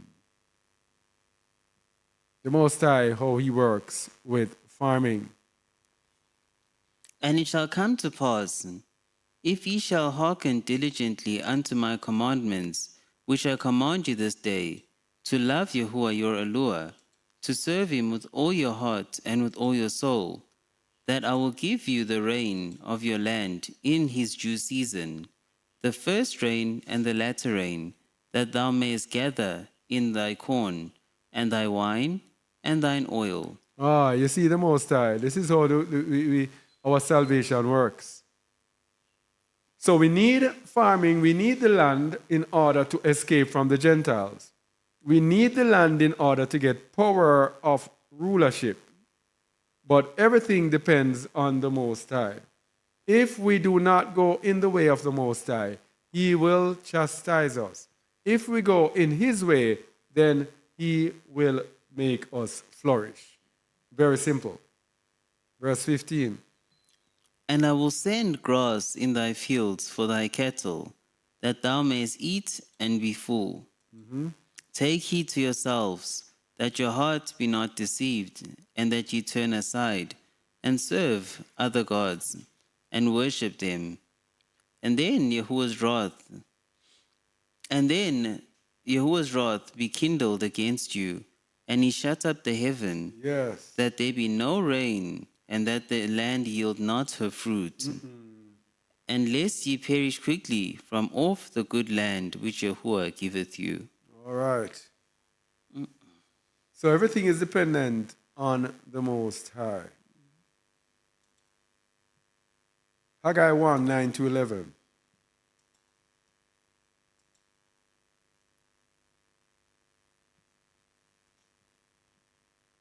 Ye look for much, and lo, it came to little. And when ye brought it home, I did blow upon it. Why, saith Yahuwah Sabaoth? Because of mine house that is waste, and ye run every man unto his own house. So if we are concerned only with our things and not concerned with the things of the Most High, the Most High will even make what we are doing come to naught. Yes? So when you are together as believers and you are doing farming, you have to make sure that you rightly divide the time. Continue. Therefore, the heaven over you is stayed from dew, and the earth is stayed from her fruit. Yes? And I called for a drought upon the land, and upon the mountains, and upon the corn, and upon the new wine, and upon the oil, and upon that which the ground bringeth forth, and upon men, and upon cattle, and upon all the labor of the hands. All right. He called for a drought upon everything. The mountains, the corn, the new wine, the oil. Upon the ground, upon men, upon cattle, and upon all the labor of the hands. Because they were paying attention to their own thing. And this is a thing when you're coming together as believers. Don't just come together and think and concerned about your farming and everything. You have to be concerned about the way of the Most High. Now, the other day, another thing about food and farming. When I was trying to figure out Pentecost, I realized that Pentecost was totally related to the corn, production of corn. If we don't plant corn and abide in or near the land, how can we truly know the Feast of Weeks? Deuteronomy 16, verse 9.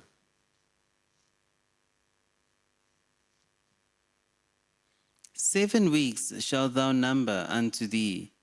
Begin to number the 7 weeks from such time as thou beginnest to put the sickle to the corn." So this is what made it so tricky to truly figure out Pentecost.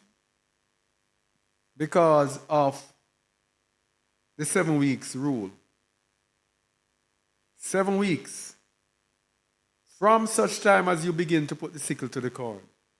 Then we're trying to say, then when are they reaping corn?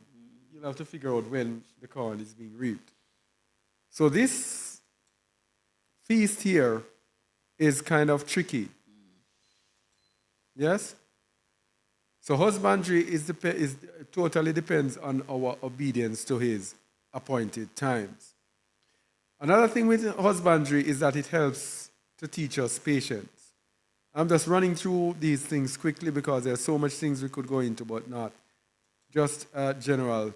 James 5:7-8.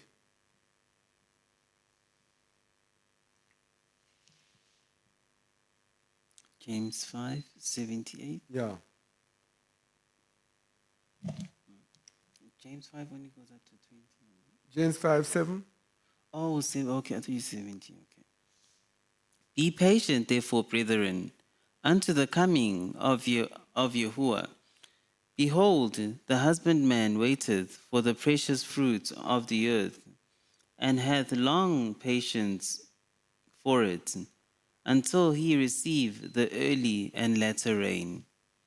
Be ye also patient, establish your hearts, for the coming of the Master draweth nigh." The coming of the master draweth nigh. So patience is required when it comes to husbandry. Behold, the husbandman waited for the precious fruit of the earth, and had long patience for it, until he received the early and latter rain. And while we are farming, this thing requires so much patience. You plant one seed. That seed might take 5 days, it might take 7 days, up to even 21 days.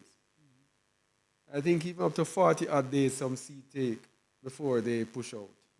You have to be patiently waiting, not knowing whether or not that seed is going to come out. Plus, now when you start to grow it, you don't know how it will work. It's a whole lot of patience that is required with farming. Yes? And what is this doing here?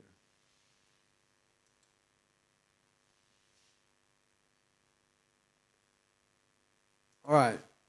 So, husbandry. Let's look at husbandry and righteousness. Because we're looking at how husbandry has to do with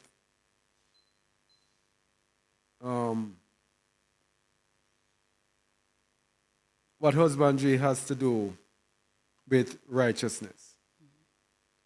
The Testament of Issachar, chapter 3, verse 1.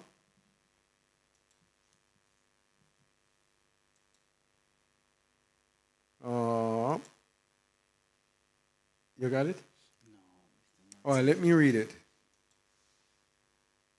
Now, this is Issachar speaking about what husbandry has to do with his life, what farming, agriculture has to do with his life. Accordingly, when I grew up, my children, I lived my life in rectitude of heart. I became a farmer for the benefit of my father and my brothers, and I brought the produce from the fields at their appropriate times. And my father baraked me since he saw that I was living in integrity. Now, farming helps you to live in integrity. Yes, you are so preoccupied with the farm and with doing this and doing that, you have no time for any foolishness. It just focuses your mind on these things, unrighteous things. I was no meddler in my dealings, nor was I evil or slanderous to my neighbor. I spoke against no one, nor did I disparage the life of any human. I lived my life with singleness of vision. That means he was not double-minded. Accordingly, when I was 35, I took myself a wife because hard work consumed my energy and pleasure with a woman never came to my mind. Rather, sleep overtook me because of my labor. And remember, I was telling you about the Zimbabwe farmer. His wife complained that for years she hardly saw him. He was so preoccupied with getting that white maize right. She said he would just come in and tell her hi and hug her, and then he's gone, trying to get the thing right until he finally got it. So this is what he's saying here. That hard work consumed his energy, and pleasure with a woman never came to my mind. Rather, sleep overtook me because of my labor. And my father was continually rejoicing in my integrity. Whatever it was that I labored over at every harvest, and whenever there was a firstborn, I first made an offering to Yahuwah through the priest, then for my father, and then for myself. And Yahuwah doubled the good things in my hands. Jacob knew that Elohim collaborated with my integrity. In the integrity of my heart, I supplied everything from the good things of the earth to all the poor and the oppressed. So we see righteousness in farming, in husbandry. Yes? Now listen to me, children, and live in integrity of heart. For in it I have observed everything that is well-pleasing to Yahuwah. The genuine man does not desire gold. He does not defraud his neighbor. He does not long for fancy foods, nor does he want fine clothes.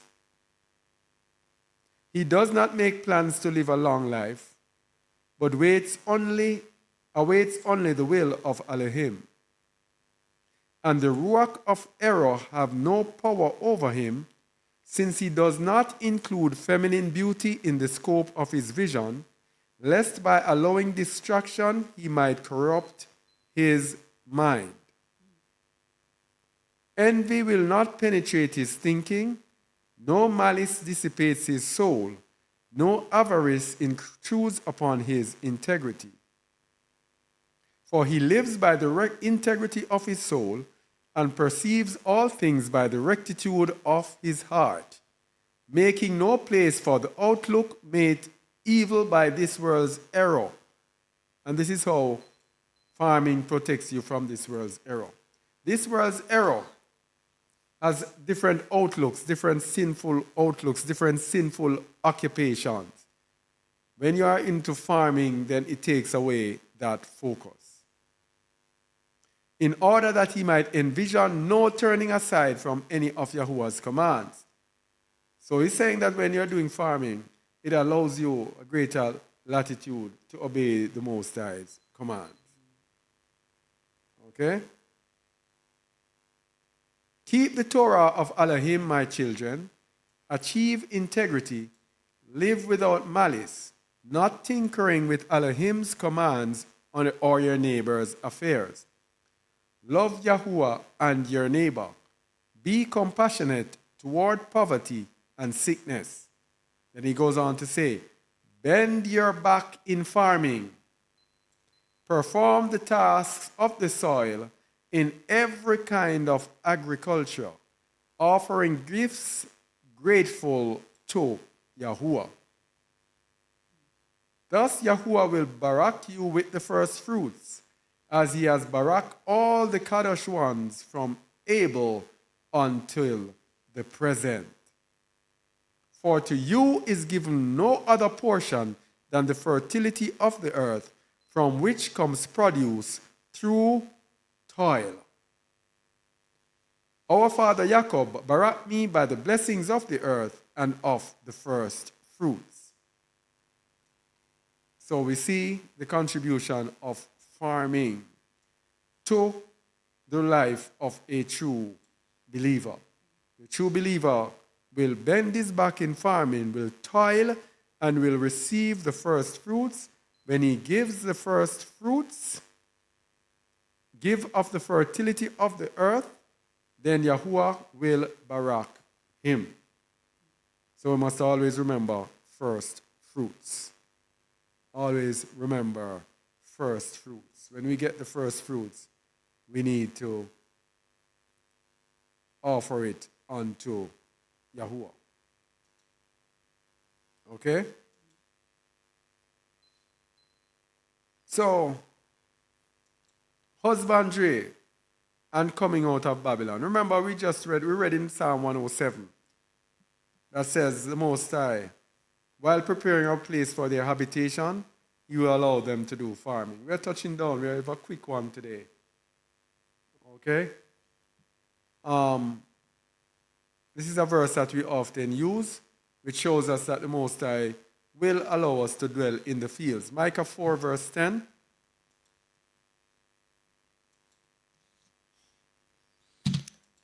Be in pain and labor to bring forth, O daughter of Zion, like a woman in travail.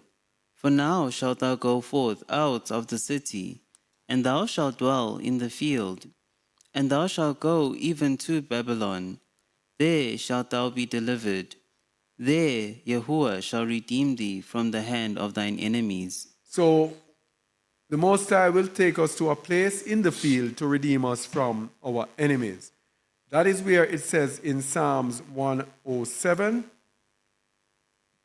verse 35. This is the match.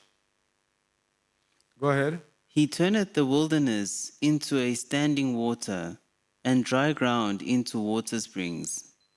And there he maketh the hungry to dwell, that they may prepare a city for habitation. And sow the fields. And sow the fields, and plant vineyards, which may yield fruits of increase. And then we go to Songs of Solomon 7 verse 1 to show the same thing, that it will be awaiting. How beautiful are thy feet with shoes. No, no, not that one. Verse 11 rather. Come, my beloved, let us go forth into the field. Let us lodge in the villages. Let us get up. Let us get up early to the vineyards. Let us see if the vine flourisheth, whether the tender grapes appear, and the pomegranates bud forth. There will I give thee my loves. Okay? That is what the Most High has prepared for us in this end time. He will send us to his place, the place where he places his name, and there he will make us farm and learn the principles of farming. The principles that we have to adopt is in Issachar, first fruits, all of those things. We have to study that Issachar carefully because first fruits is very important. We have to give of the first fruits so that the Most High will enrich us. So So we have to go back to the old path. Go to Jeremiah 29:28.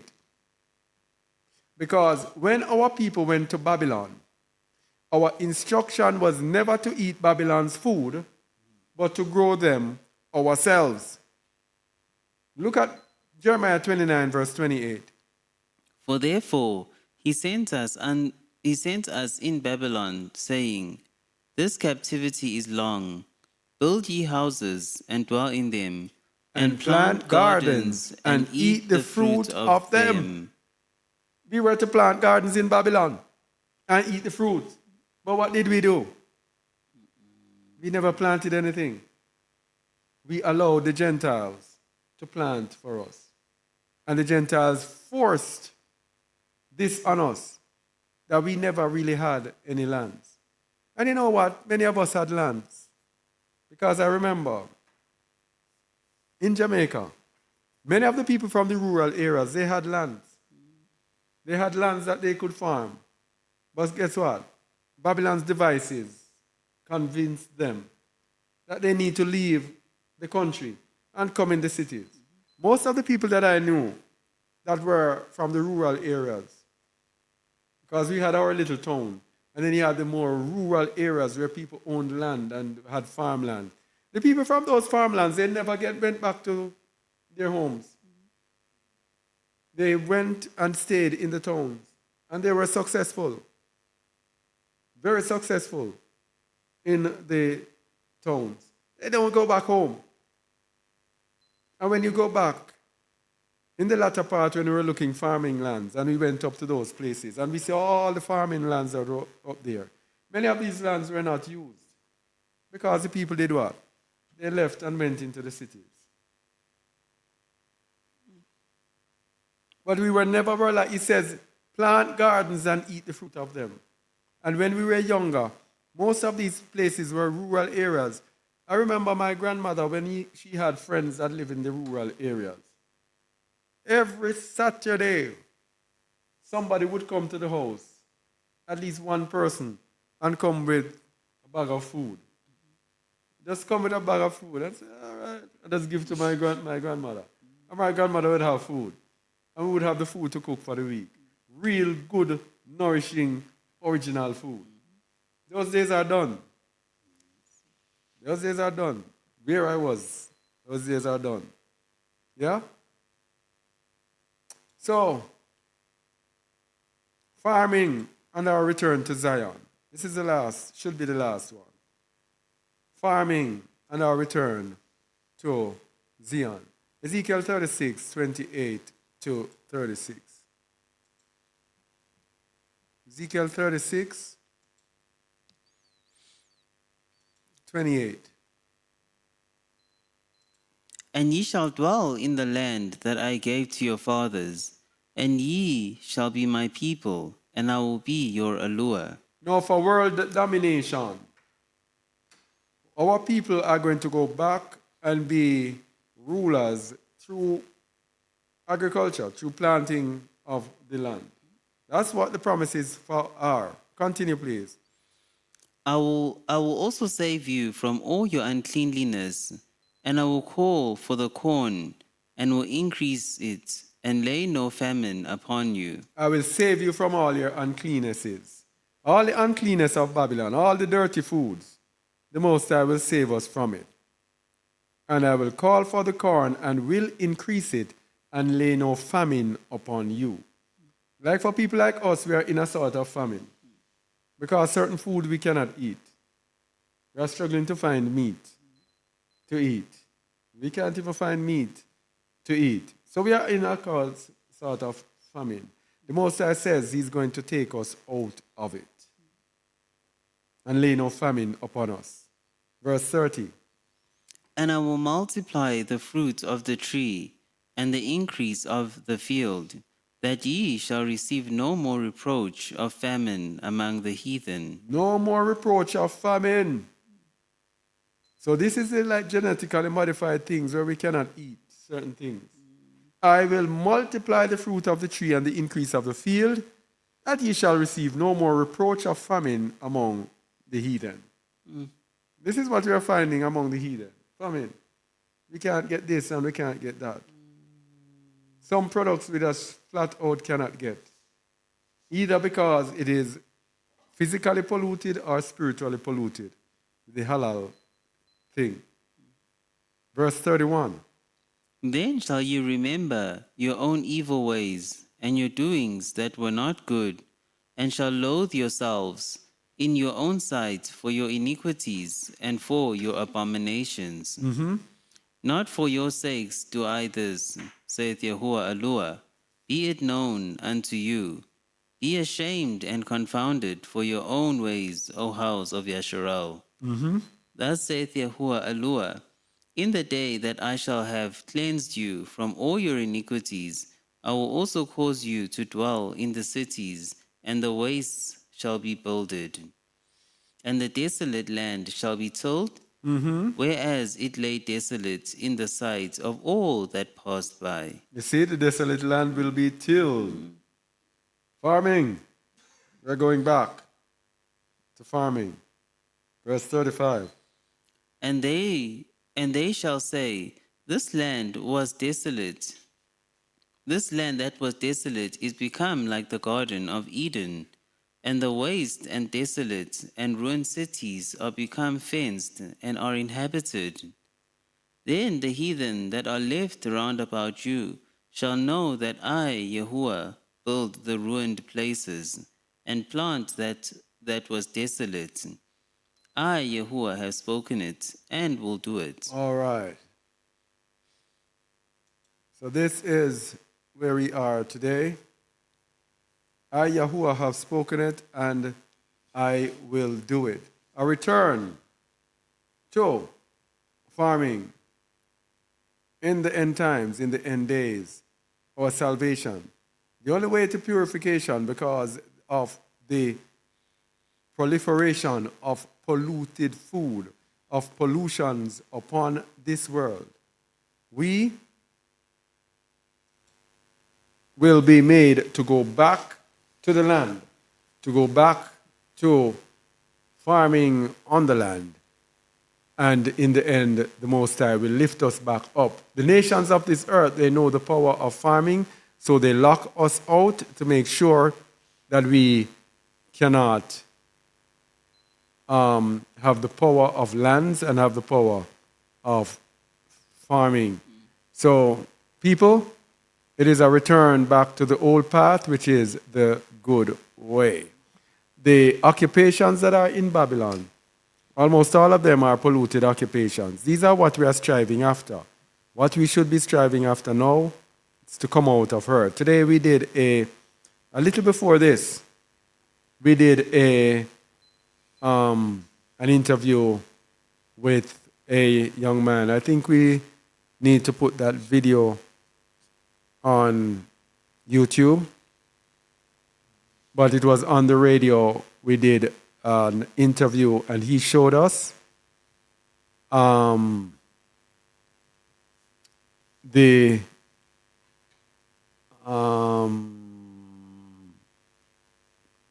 he showed us the connection with the Hebrew language and his language here in southern Africa. And he showed us what the word Botswana, what it actually means. And it means to come in, or to flee. So in other words, we meeting up with him at this time, and we have always every week been speaking about fleeing. It is now time to come out of her. It is time to flee out of Babylon and return back to the land. And in returning to the land, we return to the field in the land, to farm in the land, in order to, as we wait to go into Mount Zion. Okay? So that's it. I will now check quite a few comments. I'll check the comments. If you have any comments, please leave them. And if we can answer them, we will answer them. Please leave your comments in the chat. All right, so shalom to Jamin Mayer, Wayne Menzie, Wesley Williams, Laurie Adams, Yahoo's daughter, Ingrid Davis, Prisoner of Hope, D'Angelo Evans, Rachel 333, Deuce Willis,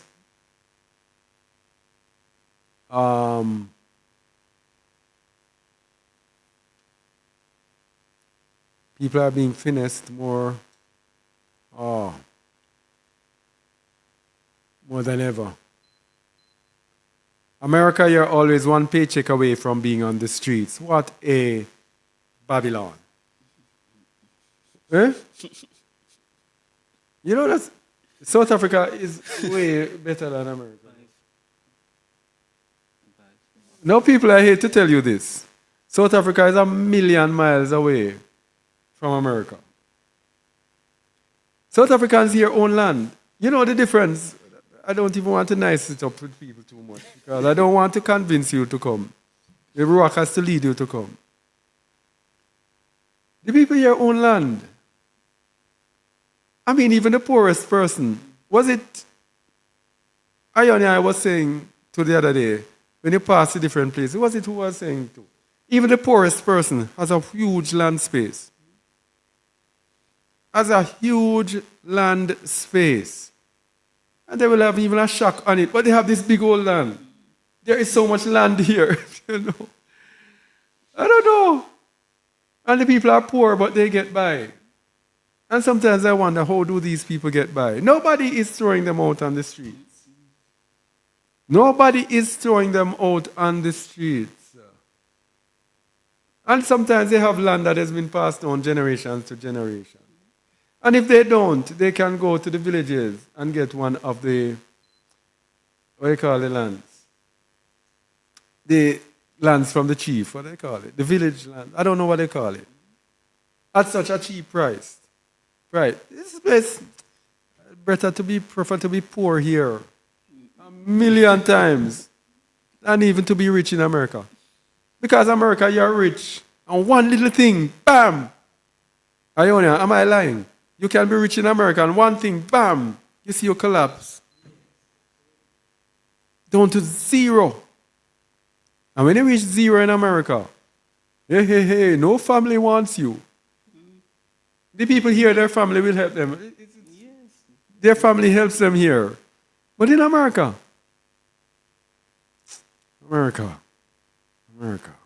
that place.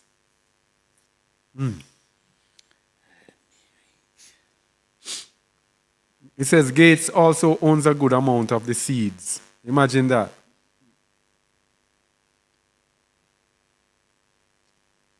Who owns all the farmlands in South Africa, Botswana, and Namibia? It must be the Tabernacles of Edom, right? Must be. The closer you are to the land, the more powerful the curses seem to be. That's it. Michael, the people here are the bad figs. So they have it. Seriously, seriously, seriously. So Edom is truly in control of the bread and wine in these end times, of course. Of course. Ray DeWard says, I am truly sorry and ashamed. Shalom and Ahaya from Ahava from Edom. Baruch. Oh man.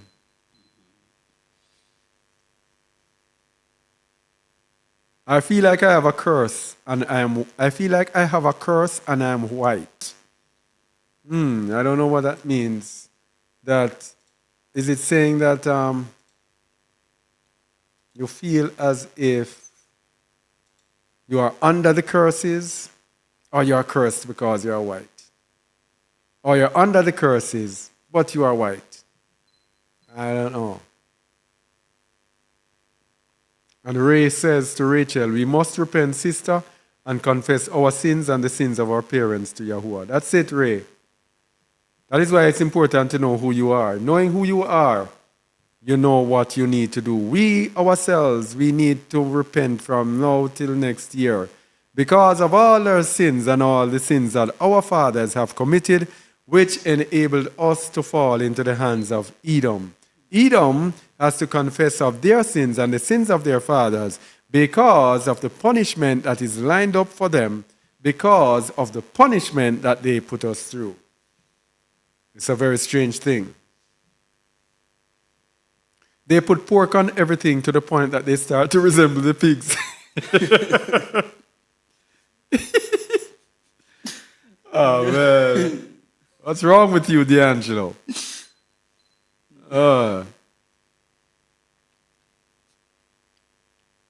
All is well to the teacher, Kazakh. Barak, blessings to all you. Bring to the student who are not carnal, but speak the truth of the Most High. Mavis. That's Mavis. Are you saying that the pig is a gigantic mouse? No. I don't know where you got that from.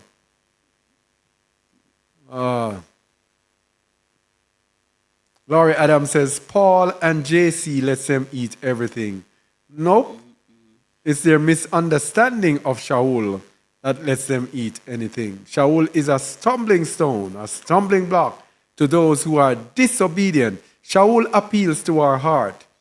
If our heart is right, then we are going to understand Shaul. If our heart is polluted, then we are going to follow foolishness.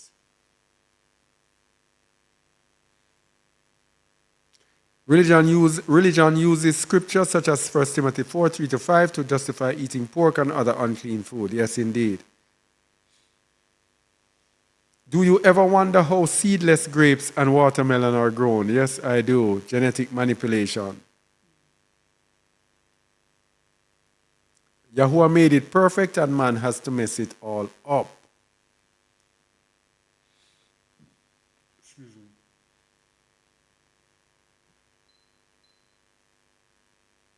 On packaging, they call it bioengineered ingredients.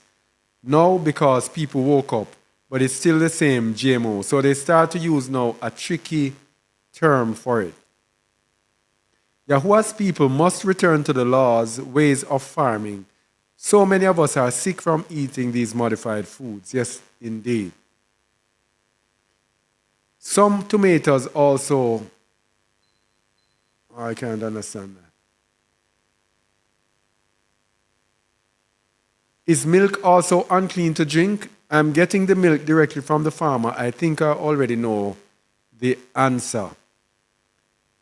Well, the Most High said he would bring us to a land of milk and honey. Where does the milk come from? It comes from the cow, isn't it? So the milk in itself would not be unclean to drink. It's these nations, though they do their nastiness. That is what makes it unclean. It's not the milk in itself. I'm originally from the Bahamas and live here in America.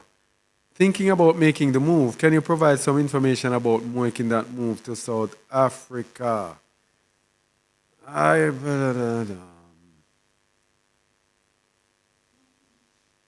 don't want to, you see, I don't know. I tell people about what they need to do. I cannot instruct people be instructing people, because the Most High only wants people who directly have the heart, who are zealous of His word and of His will.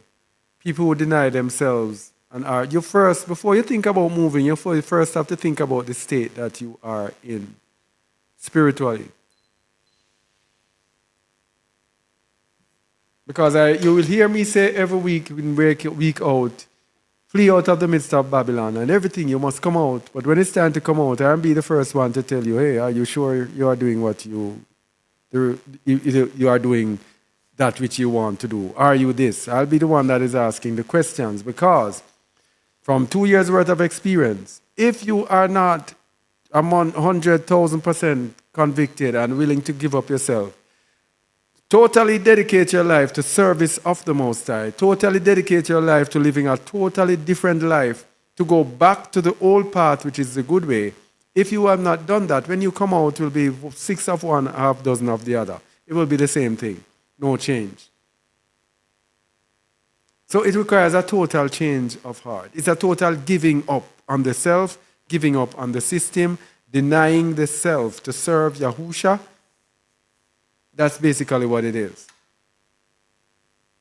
So I first have to tell you people, make sure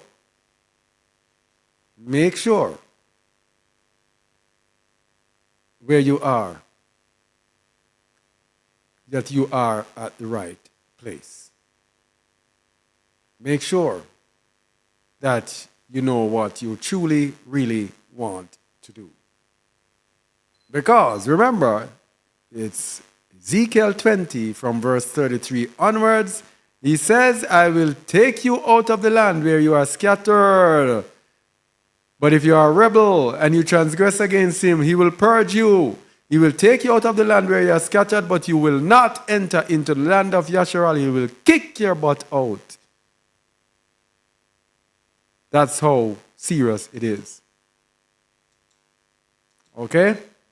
So before asking about South Africa, make sure you know about yourself and make sure you are totally convicted. Totally convicted. So for example, Eternally Focused is asking a question. How much is a plane ticket to South Africa? If you are asking, let me tell you something. If you are asking how much is a plane ticket to South Africa, it means you're not ready to flee out of the midst of Babylon. Because just as how you can type that right where you are now, you can go and type that in the search engine and find it for yourself. Why are you coming here to ask that when you can just do that for yourself? You see what I'm saying? These are things people who zealously want to go. They will be going and seeking, I don't know. It is because of the experience that I've had that I think like this. Seriously. It's experience teaches wisdom. Okay? Yeah.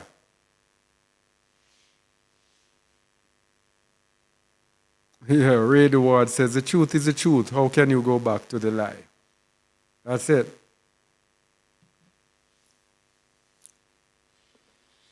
It's a very good question.